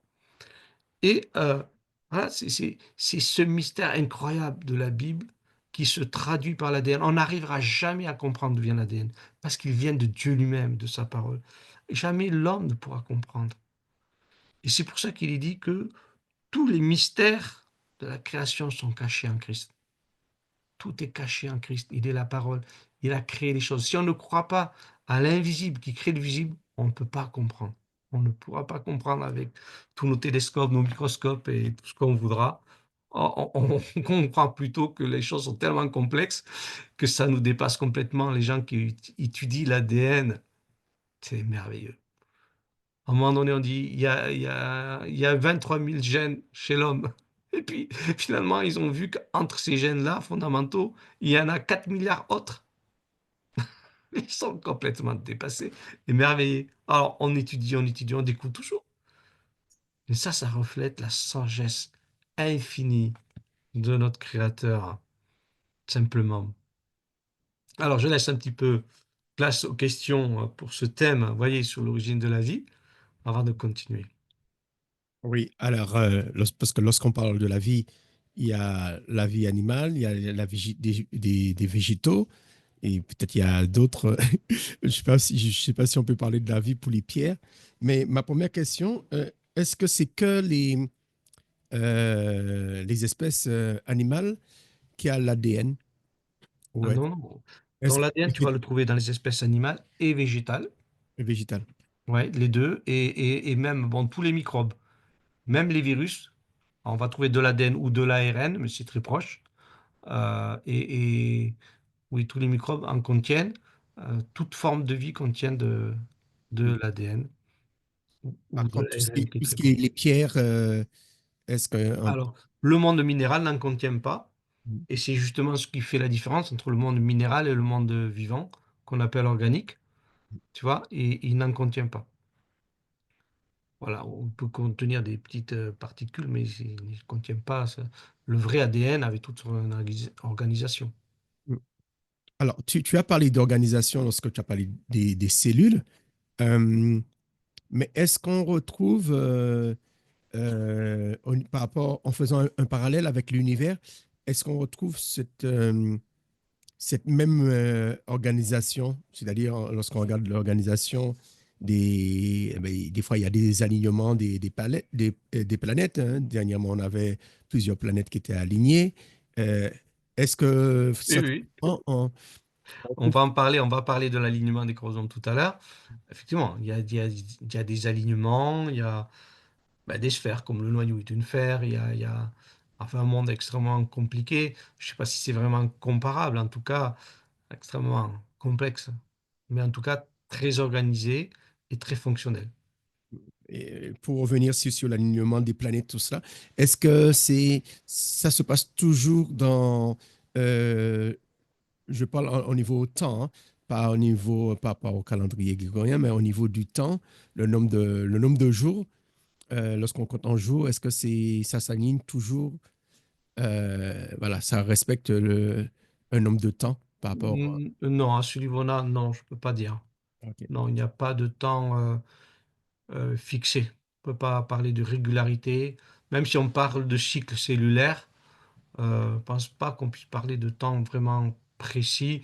Bon, c'est vrai qu'il y a quand même euh, certaines moyennes qui va revenir, je puis dire, dans les cycles cellulaires, hein, mais ça peut varier aussi des cellules, selon les types de cellules. C'est très variable, très variable. Il y a des cellules qui se multiplient, par exemple, pour les cellules intestinales chaque 11 jours. C'est celles qui ont le cycle le plus rapide. Et du coup, bon, les chromosomes, lors de la division, s'alignent, tu vois. Et puis, il y a la multiplication cellulaire. Après, il y en a qui sont beaucoup plus lentes à se multiplier. Ça, c'est les plus rapides. Voilà. Mais il y a quand même une sorte de cycle. Ouais. Alors, une question par rapport à la Bible. Dans le livre de la Genèse, je crois au chapitre 2, il est parlé que il, il a fallu qu'il y ait une rosée qui pleuve pour mais pour que la végétation puisse, mais pour qu'il y ait de la végétation après qu'il ait dit que la partie sèche apparaisse, puisqu'il a dit il a fallu qu'il y ait une vapeur qui monte, etc., pour arroser. Alors, euh, est-ce que, parce que comme tu dis, tu parles de la vie, tu as montré tous les facteurs qu'il faut, et, mais par rapport à la Bible qui parle, eh ben, pour que la végétation puisse commencer, il a fallu qu'il pleuve, voilà, qu'il y ait une vapeur. Alors, qu'est-ce que tu veux dire par rapport à ça? Ah, question assez difficile. Euh, Effectivement, il faut qu'il y ait de l'eau, hein, pour qu'il y ait la vie, hein.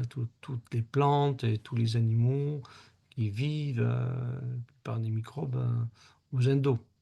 Hein, même Mhm. le virus qui, lui, est relativement inerte, il va aller dans une cellule pour se multiplier qui, elle, a besoin d'eau. Donc, effectivement, il n'y a pas de vie sans eau, hein, effectivement. Hein. Donc, Peut-on parler de la vie dans voilà, les déserts vraiment arides? Est-ce qu'on peut parler de la vie? Est-ce, oui.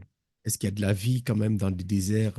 Oui, bien sûr, on est absolument étonné, hein, même sous la banquise, on trouve de la vie, des bactéries, on a des animaux qu'on appelle les tardigrades qui sont extrêmement résistants, qui arrivent à vivre dans des conditions incroyables. On a retrouvé apparemment des bactéries même sur Mars, mais que nous, on a amené là-bas avec nos fusées Ok, ok. ou satellites, pardon, et nos fusées. Donc, il y a de la vie partout, même dans les déserts.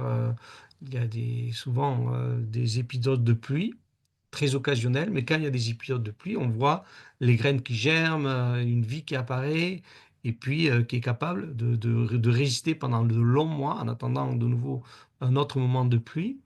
Donc, voilà, il y a une adaptation de la vie assez incroyable. C'est très intéressant d'ailleurs à étudier.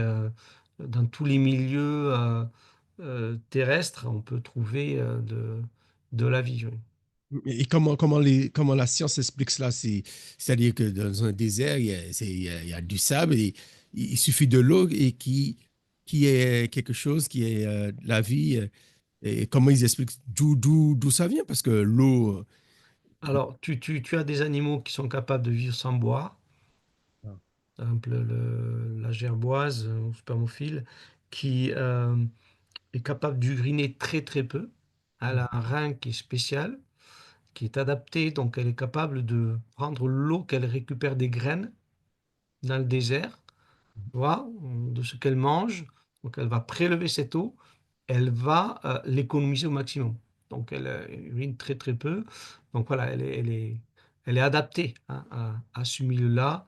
Il y a énormément d'adaptations incroyables dans la nature, hein, Même la végétation, que le fait qu'il suffit de l'eau et qu'il y ait de la végétation, et d'où, euh, parce qu'il faut qu'il y ait au moins quelque chose, une cellule, il faut qu'il y ait oui, oui. une graine, et comment se fait-il euh, de l'eau et du sable comme ça, ils jaillissent Alors, tous les déserts ne sont pas faits de sable, Ok. de déserts rocailleux, hein. Euh, on voit dans les déserts de sable aussi qu'il y a des reptiles qui peuvent se déplacer, etc. Des animaux qui s'enfouissent, des scorpions, des animaux adaptés. Euh, donc, euh, ensuite, je perds mon fil, mais par rapport au désert, par rapport aux végétaux, voilà, je voulais parler des mousses. Ah, Notamment ok. sur les toits, des mousses Mhm. sont capables de résister des mois sans eau. On a l'impression qu'elles sont mortes, deviennent marron. Et Mhm. puis, elles ont un phénomène de reviviscence, elles reprennent vie.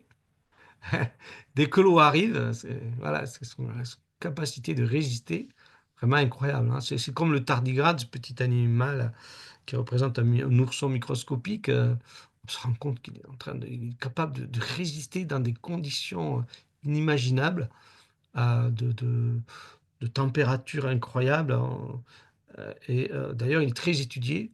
Essayer de comprendre comment il fait pour résister à certaines températures extrêmes, etc. Donc voilà, la nature nous émerveille. Mhm. Merci. Voilà. Alors, justement, je voudrais maintenant parler des cellules à noyau. On nous dit que ces cellules à noyau apparaissent plus tard, vers, voilà, vers moins de 2 ou 1 milliard d'années. Bon, on a retrouvé, selon les scientifiques, des cellules à noyau. Bon, c'est pas très, très évident. On voit ici la cellule, apparemment avec son noyau à l'intérieur. Je ne sais pas si vous pouvez le distinguer. Euh, Ici, chez d'autres êtres vivants, voilà, observés au microscope. Donc, maintenant, la cellule à noyau est importante parce que nous sommes formés de cellules à noyau. Vous voyez. La plupart des plantes, des animaux sont formés de cellules à noyau, sauf les micro-organismes, les microbes. Vous voyez. Certains, en tout cas, microbes. Donc ici, voilà la cellule avec son noyau. Donc ici, si je compare une cellule sans noyau, vous voyez, le filament d'ADN, il est unique. Il n'y a pas de noyau. Dans la cellule à noyau, le filament d'ADN est organisé sous forme de chromosomes. Et je voudrais vraiment insister là-dessus ce soir parce que, bon, chez l'homme, on a 46 chromosomes. Et donc, c'est très différent d'une simple bactérie où on a un filament d'ADN circulaire en boucle. Et vous voyez, l'apparition du noyau, c'est pas dire que simplement une simple enveloppe est apparue. Parce que le noyau, c'est une enveloppe, hein, plus ou moins sphérique, qui se déforme, vous voyez. Mais c'est beaucoup plus compliqué que ça. Ça veut dire que l'ADN à l'intérieur est sous forme de chromosomes. Et là, il y a un vrai miracle de la vie. Le filament d'ADN que vous voyez ici, hein, cette double hélice, est capable de s'enrouler sur des sortes de petites billes qu'on appelle des histones. Vous voyez, il y a 8 petites billes, un petit paquet là, ici. L'ADN s'enroule autour. Ça s'appelle des nucléosomes. Et ces nucléosomes se mettent les uns contre les autres pour faire une sorte de filament et qui ressemble à un fil de téléphone. Mhm. Vous voyez. Et ce filament en forme de fil de téléphone va encore s'enrouler sur lui-même pour former le chromosome. Donc, vous voyez, il y a plusieurs niveaux d'enroulement. L'ADN lui-même, qui est une double hélice. Au niveau des histones, deuxième enroulement. Au niveau, donc, ensuite de entre guillemets, fil de téléphone, si je puis dire, troisième enroulement. Et au niveau du chromosome, on a au moins 4 types d'enroulements. Et tout ceci est extrêmement organisé. Ça se fait pas n'importe comment, parce qu'il faut savoir que dans une cellule, l'ADN total équivaut à 2 mètres de long. Mhm. 2 mètres de long pour une cellule. La cellule, elle fait à peu près un centième de millimètre. Donc, vous voyez, on va rentrer 2 mètres de long d'ADN dans quelque chose qui fait un centième de millimètre. Assez incroyable. Et alors, pourquoi ça marche? Parce que l'ADN est extrêmement fin. Il fait à peu près un millionième de millimètre, hein, de son diamètre. D'accord? Il est extrêmement fin. Mais la nature va organiser de manière incroyable tout son enroulement pour qu'il soit extrêmement court. Bon, j'ai du mal à exprimer avec ce schéma, mais voilà, ça demanderait un peu plus de temps. Mais il y a tout un enroulement sophistiqué pour arriver au chromosome. Alors, moi, je pose la question. Si je prends un fil de laine, je le jette par terre, est-ce que vous croyez qu'il va s'enrouler tout seul? Mhm. Vous avez le droit de jeter de l'eau, de faire du vent, sans le toucher. Vous essayez de faire en sorte qu'il s'enroule et qu'on obtienne une pelote de laine. Qui va croire que c'est possible? Personne. Je pose la question à mes élèves, mais personne va croire qu'il va s'enrouler tout seul. Pourquoi nous, on dit qu'on croit au hasard? Pourquoi on dit, ah ben la cellule à noyau est apparue comme ça par hasard? Ah bon? Le filament d'ADN, il s'est enroulé par hasard. Voilà. Alors regardez bien maintenant autre chose. Ici, nous avons la cellule en train de se diviser. Quand elle se divise, le noyau disparaît pour justement permettre aux chromosomes de bouger. Les chromosomes vont s'aligner parfaitement au centre de la cellule.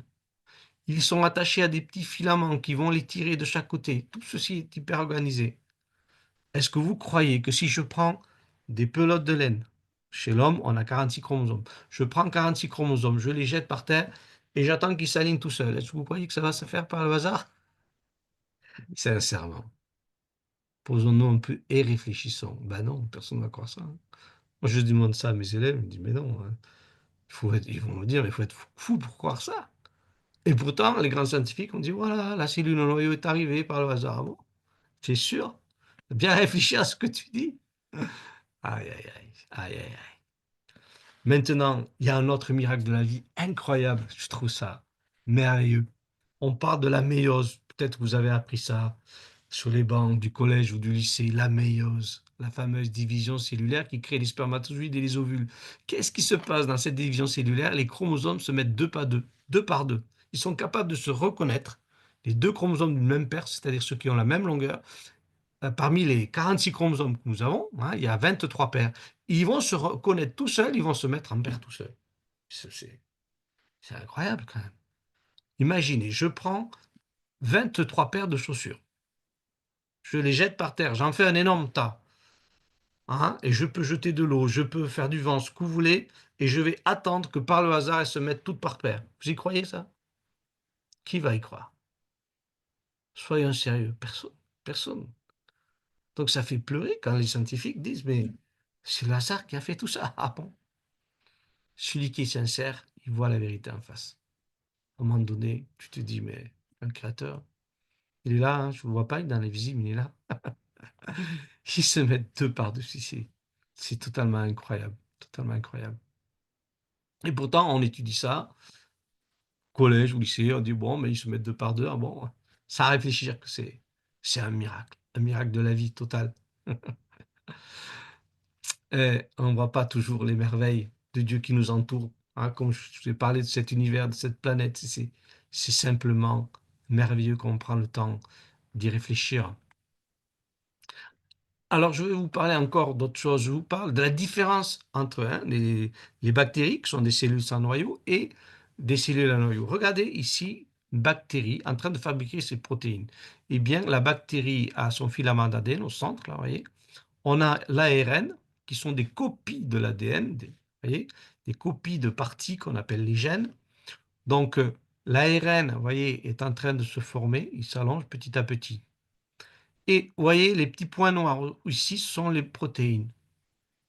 Donc, la fabrication des protéines chez Donc ces cellules sans noyau est totalement différente des cellules à noyau. Ici, une cellule à noyau, déjà, elle fabrique un ARN qui va se détacher de l'ADN. Il va sortir du noyau. Et à un moment donné, euh, il va connaître ce qu'on appelle un épissage, c'est-à-dire que cet ARN va avoir des petites boucles qui vont être coupées. Vous voyez? Il va être, alors, l'ARN est en bleu ici sur cette image.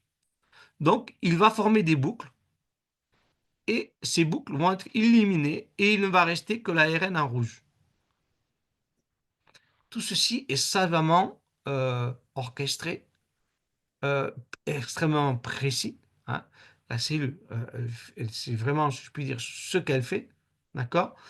Et c'est comme ça d'ailleurs qu'à partir d'un seul ARN, on peut fabriquer plusieurs protéines différentes. Parce que la cellule peut décider d'enlever telle boucle ou telle boucle. Vous voyez? C'est extrêmement complexe en fait. Et ceci, ça se passe tout le temps dans nos cellules. En général, on se rend compte qu'un seul gène, c'est-à-dire une partie d'ADN, est capable de fabriquer plusieurs protéines différentes et qui se ressemblent en partie quand même. Donc là, on est passé encore à un autre niveau de complexité. Vous voyez ça, la bactérie ne le fait pas. Comment peut-on dire que le hasard fait passer d'une cellule à noyau, enfin sans noyau, à une cellule à noyau? C'est totalement incroyable. C'est un univers qu'il y a entre ces deux types de cellules, un univers total. Et j'essaie de vous faire comprendre. Je vous rappelle sûrement des cours que vous avez appris au lycée ou au collège. Donc, il y a vraiment un abîme entre les deux. Et là, je dirais qu'il y a un gros point d'interrogation. Si ce n'est pas Dieu qui agit, comment cela a pu se faire par le hasard? Les réponses restent extrêmement fragiles. Maintenant, je vais terminer avec ici l'origine des animaux. Là aussi, on est quand même surpris que les premiers animaux qu'on a trouvés sont inédits, inconnus. On les trouve à l'état de fossiles. On trouve des fossiles extrêmement clairs, comme ici, vous voyez. On trouve l'animal avec ici sa tête, ses tentacules, vous voyez, il a une sorte de petites branchies sur le côté ou des appendices. Enfin, on retrouve les détails hein, de l'animal. Donc, on a quand même des fossiles extrêmement précis. Et on nous dit que ces animaux sont apparus il y a 500 millions d'années, il y a bien longtemps. Mais regardez, ça reste incompréhensible. Ils ont déjà des yeux. Vous voyez, ils ont des yeux. Un œil, c'est quand même quelque chose d'extrêmement complexe. Ils sont capables de voir. euh, ils ont des muscles. Ils ont un système digestif avec une bouche. Ils ont des, vous voyez, une sorte de membres ici pour se déplacer. Euh, et ça ressemble ici à une sorte de crustacé actuel. Donc déjà, ils sont perfectionnés. Ils sont capables d'être autonomes. Ils ne sont pas des êtres en construction. Ils sont des êtres autonomes, fonctionnels, capables, vous voyez, d'attraper des choses. Vous voyez ici, une sorte de pince. Il voit, il attrape, il se nourrit, il se déplace, il a des nageoires, comme celui-ci. Euh, voilà, on a donc déjà tout un ensemble d'êtres vivants complexes qui apparaissent. Donc, cette étape s'appelle l'explosion du Cambrien, il y a 500 millions d'années. Mais cette étape nous dépasse. Elle dépasse la théorie de l'évolution qui dit que la vie est devenue de plus en plus complexe par le hasard et que les formes les plus complexes, les plus adaptées ont survécu et que par le hasard, elles se sont encore plus complexifiées, etc. Mais ce n'est pas ce qu'on observe. On observe déjà d'emblée des êtres complexes, extrêmement complexes même, avec voilà, des yeux, un cerveau, bien sûr.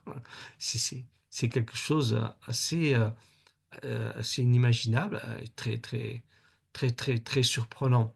Donc là aussi, on n'a pas vraiment d'explication. Les explications qu'on peut donner à cela sont extrêmement fragiles, sinon de dire qu'on n'a pas retrouvé ce qu'il y avait avant. Alors, pourquoi on n'a pas retrouvé? Pourquoi il faut retrouver? Il faudrait que ça existe pour le trouver. Ah, on a sûrement là, moi je le crois, la main de Dieu, du Créateur qui a créé ces animaux déjà complexes, hein, qui ont disparu aujourd'hui, mais qui ont existé à une certaine époque. Alors si on réfléchit à tout ce que j'ai dit, nous avons vu la complexité de l'univers avec son réglage extrêmement fin, euh, avec toutes ces lois qui ont dépassé Einstein, l'expansion de l'univers, etc. Son origine, le Big Bang, extrêmement incroyable, qui a pu se produire à partir de rien. Euh, Nous avons vu la complexité de notre planète qui a la vie, extrêmement complexe, avec ses 40 critères ou paramètres pour expliquer, pour qu'il y ait en tout cas la vie. Nous avons vu aussi la complexité de l'ADN, de l'ADN, avec des protéines extrêmement complexes. On a vu que c'est vraiment une information qui est là stockée sous forme d'ADN, qui ne peut venir que du monde invisible qu'on ne sait expliquer. Nous avons vu aussi les premières cellules à noyaux avec leur complexité incroyable, avec ces chromosomes, l'ADN qui s'enroule. Nous avons vu, euh, vous voyez, cet ADN qui est capable de, sous forme de chromosomes, de s'aligner, les chromosomes qui sont capables de se reconnaître, etc. C'est une complexité vraiment merveilleuse. Et nous avons terminé avec l'apparition de ces premiers animaux qui restent globalement énigmatiques et qui montrent la main d'un créateur. Et j'invite chacun à se poser des questions, à réfléchir. Voilà.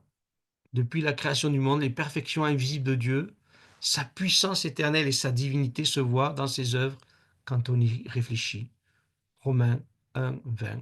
Il a été écrit, ce passage a été écrit il y a 2000 ans par l'apôtre Paul et résume bien à toute la création et ce qu'on découvre avec toutes nos technologies. Hein, voilà, cette création reflète les merveilles de Dieu. Et je vous encourage à chercher le Créateur qui vous aime, qui a donné son Fils, Jésus, Yeshua, pour vous aimer, vous pardonner, pour que vous compreniez qu'il vous aime tellement que vous n'êtes pas seul sur cette planète. Et ça, c'est aussi un des plus grands, je dirais, miracles de la vie. C'est tellement merveilleux. Moi-même, quand j'ai compris que Dieu existait, c'est comme si j'étais en prison. Vous voyez, c'est comme si j'avais passé toute ma vie en prison. À un moment donné, on me dit, mais tu sais que tu peux sortir de prison, que la porte est ouverte. J'ai dit, mais c'est incroyable. La vie éternelle existe. Dieu existe, la vie éternelle existe. Je ne suis pas limité à ma petite vie. Je dit, mais c'est incroyable. Ma vie a changé tellement d'optique, de vision. Et je me suis dit, mais ouais, waouh, je comprends maintenant qu'il y a une autre dimension et une autre espérance pour vivre dans ce monde. C'est tellement merveilleux. En tout cas, sachez que Dieu vous aime, que Dieu vous aime tellement. Soyez encouragés. Je vais laisser encore la place aux questions. Sont les bienvenus. Avant de poser une question, c'est vraiment, on voit que ah ben, pour qu'il y ait la vie, le Seigneur a mis toute je pourrais dire une stratégie, mais il a mis tout en place. Lorsqu'on regarde le livre de la Genèse, eh ben, avant de commencer à créer eh ben, les êtres vivants, c'est-à-dire les végétaux, les oiseaux, les poissons, eh ben, le Seigneur a tout préparé d'avance. On peut dire Ouais, qu'il a préparé, avant de faire les animaux, les végétaux, et l'être animal a besoin d'éléments pour se nourrir. On voit que le Seigneur, il a fait la nourriture avant. Il n'a pas c'est mis vrai. les charrures avant, avant les bœufs. Oui, c'est vrai. Et on voit que tout est organisé, même les cellules. C'est pour dire qu'il y a une intelligence derrière. Oui, Tout a été réfléchi, la façon que notre corps et le corps de chaque être vivant, qu'il soit végétaux ou animal, est fait. Il n'y a rien au hasard. Et puis la façon qu'on s'adapte à notre environnement, même dans le oui. désert. Ceux qui sont dans le désert s'adaptent au désert, ceux qui sont dans l'eau s'adaptent à l'eau, ceux qui sont voilà, Mm, montagne, etc., etc. Mais on voit que il n'y a rien qui est fait au hasard, c'est surtout l'organisation. c'est vrai. L'organisation des cellules. Ça veut dire qu'il y a un grand architecte qui a tout pensé d'avance. Tout à fait, tout à Et fait. ce n'est pas Et improvisé. tout à fait. Et quand on regarde l'homme, la Bible dit qu'il est créé à l'image de Dieu. Et quand on regarde notre corps déjà, comment il est formé, on pourrait parler de notre intelligence, de notre sensibilité, mais aussi, si on parle de rien que de notre corps, c'est quelque chose d'extrêmement prodigieux quand on prend le temps de réfléchir à l'organisation du cerveau, qui est plus perfectionnée qu'un ordinateur. Euh, Nos hormones qui contrôlent les organes, c'est d'une complexité. L'hormone déjà, elle est sécrétée, fabriquée dans une quantité infime, mais là où elle va aller, elle a des récepteurs, et ces récepteurs vont influencer d'autres protéines qui vont influencer d'autres protéines, etc. Il y a une vraie cascade qui se met en place, et ces protéines peuvent même aller se fixer sur l'ADN pour fabriquer encore d'autres protéines, mais c'est d'une complexité qu'on ne peut pas se rendre compte si on n'étudie pas. Mais moi, personnellement, je me réjouis d'étudier toutes ces choses dans l'infiniment petit, parce qu'on se rend compte, ouais, c'est super bien organisé et ça fonctionne sans problème. Alors, je parle de ces substances qu'il y a dans le corps humain, mais on pourrait parler des muscles, etc. Tout est d'une organisation et d'une complexité incroyable. Moi, quand je parle de mes élèves de la main, par exemple, la main est extrêmement complexe, mais si on réalise tous les muscles qu'il y a dans la main, il y en a beaucoup. Déjà, on a des muscles antagonistes, c'est-à-dire des paires de muscles. Déjà, dans le doigt, vous en avez trois paires, au moins, minimum. Et à chaque doigt, trois paires à chaque doigt, ça en fait quand même beaucoup, sans compter les autres muscles de la paume, etc. Et tout ceci, on le contrôle sans problème. Chaque muscle est contrôlé par un nerf qui va au cerveau. En fait, c'est incroyable. Et on est capable de bouger nos mains, nos doigts, sans difficulté, sans y réfléchir. Notre main obéit. C'est simplement merveilleux quand on veut bien s'arrêter et réfléchir. Ouais, J'ai une vraiment. question par rapport au cerveau. Euh, bon, euh, ma question ce sera sur le cerveau des, des, des mouches et des moustiques. Est-ce que la science a, voilà, qu'est-ce que la science dit? Est-ce qu'il y a des choses que la science, parce que comment il fonctionne? Parce que tu vois une Oui, mouche, tu lèves la main ici que tu vas le taper. oui, Il oui, oui. déjà, Oui, oui. le Alors, moustique, pareil.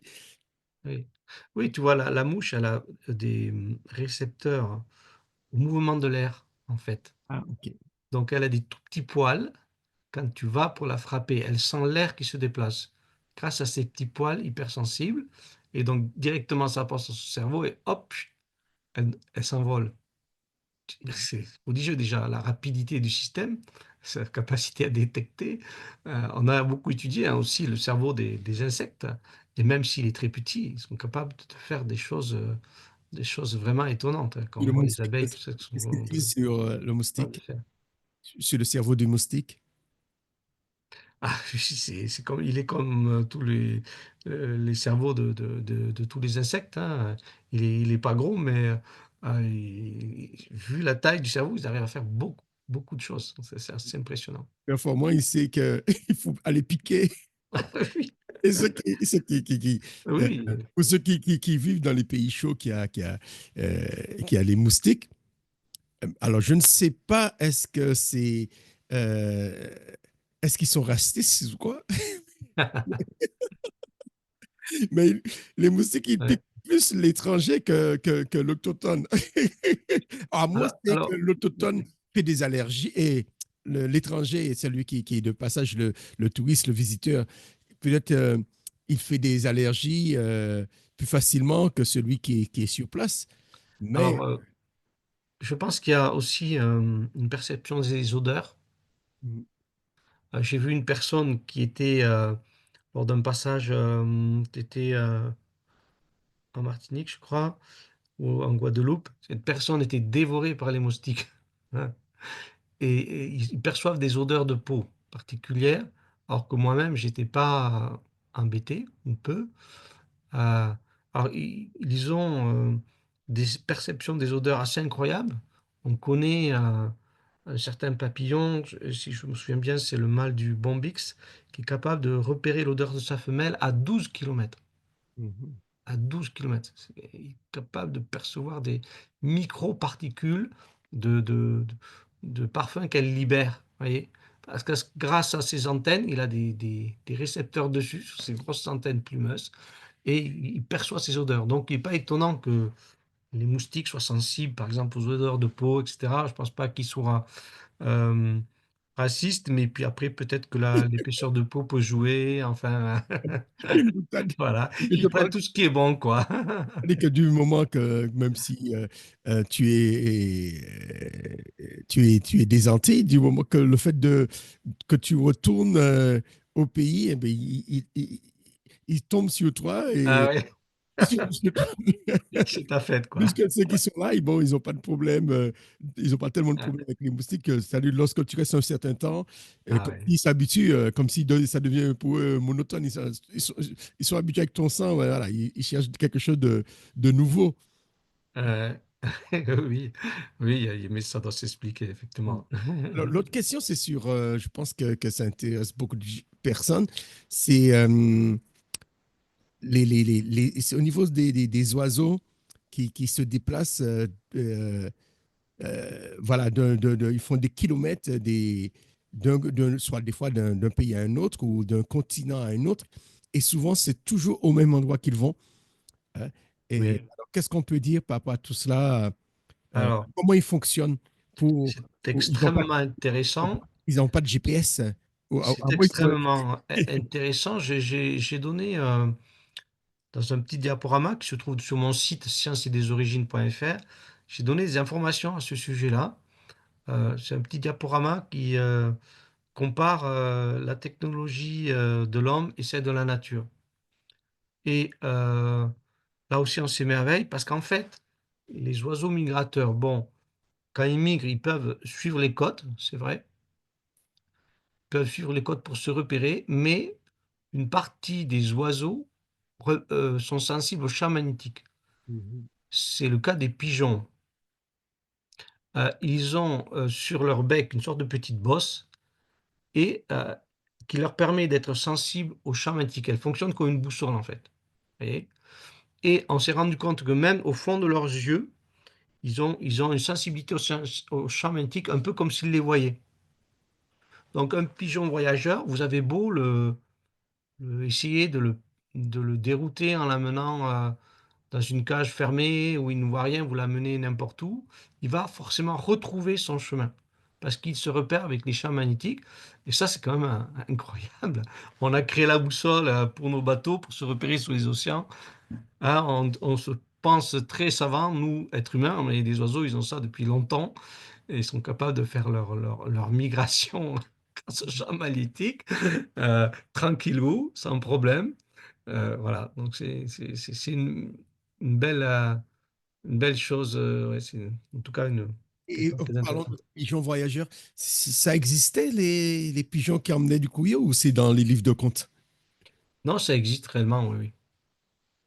Ça Et com- existe réellement. Oui, Comment oui, il faut on savoir pouvait. l'adresse à quelle adresse il faut emmener le courrier? Parce qu'on voit bien que, tu vois, le logo de la poste, c'était comme, voilà, le logo de la poste, je ne sais pas si ça a changé, mais c'était, tu vois, l'enveloppe, comme si, comme la forme d'un oiseau.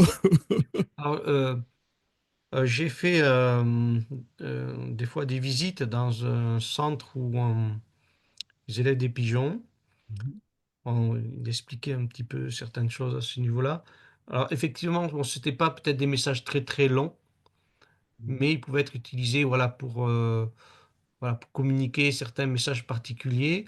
Et donc, le pigeon était éduqué pour aller d'un endroit à un autre endroit.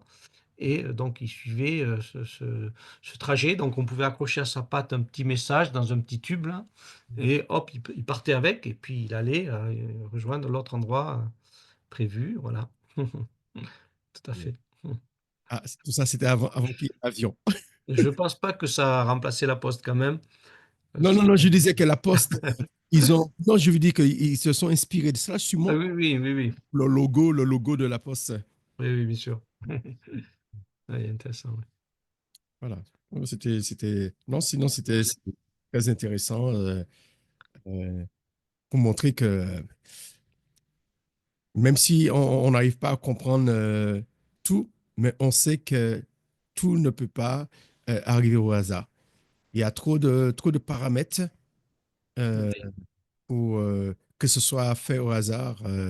Non, pour que les choses soient bien organisées, même oui, quand la pluie tombe à un endroit qui a pas de vie et que la vie commence, ça veut dire que non, il y a des choses.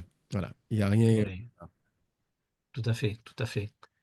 Et c'est là qu'on voit que la foi et la raison se rejoignent en quelque part. Certains disaient avec ironie, il faut avoir beaucoup de foi pour être athée. Mais voilà, en tout cas, on peut croire à un Dieu créateur. La raison nous y amène aussi. Beaucoup de science, enfin peu de science éloigne de Dieu et beaucoup de science nous y rapproche, hein, en tout cas. Et Ouais. voilà, je voulais aussi voir si la personne qui nous a rejoint avait des questions. Alors, BW. Non, il n'y a pas de souci. Voilà. Bon, ben, je me réjouis. Je crois que c'est un message qu'il faudrait faire connaître, un message profond et qui parle de choses simples, mais nous amène à réfléchir. Ce sont des choses qui sont connues, en fait, pour beaucoup d'entre elles, mais souvent on ne prend pas le temps de réfléchir à la profondeur de ces choses. Et ça nous montre vraiment la gloire du Créateur. Et Jean-Luc, oui, si vous voulez vous exprimer, on vous écoute. Non, simplement pour dire que je suis émerveillé par ce que tu as partagé. Oui. Voilà, c'est bien plus profond que je ne pensais. Bravo. Et je ne peux que t'encourager à continuer et moi à peut-être participer de façon plus attentive et plus sérieuse la prochaine fois. Voilà, en tout cas, Ah, c'est Bernard, c'est Bernard. Ah, oui, oui, oui, je c'est Bernard. reconnais ta voix. Ouais, voilà, franchement, je suis euh, très, très agréablement surpris. Enfin, je savais que tu faisais des choses chouettes, mais à ce point-là, C'est un de merci, mes, hein. c'est un de mes meilleurs messages et je l'ai souvent travaillé avec les élèves. Ouais, ah ben, c'est super parce que tu lis aussi bien le scientifique que la parole de Dieu. Enfin, et puis c'est des vraies questions Oui, auxquelles ça nous amène, quoi. oui, oui. Et puis je pense que c'est un message vraiment pour les jeunes, hein, les jeunes qui sont Ah confrontés oui, oui, oui. Oui, complètement, oui, oui. à tout ça. Et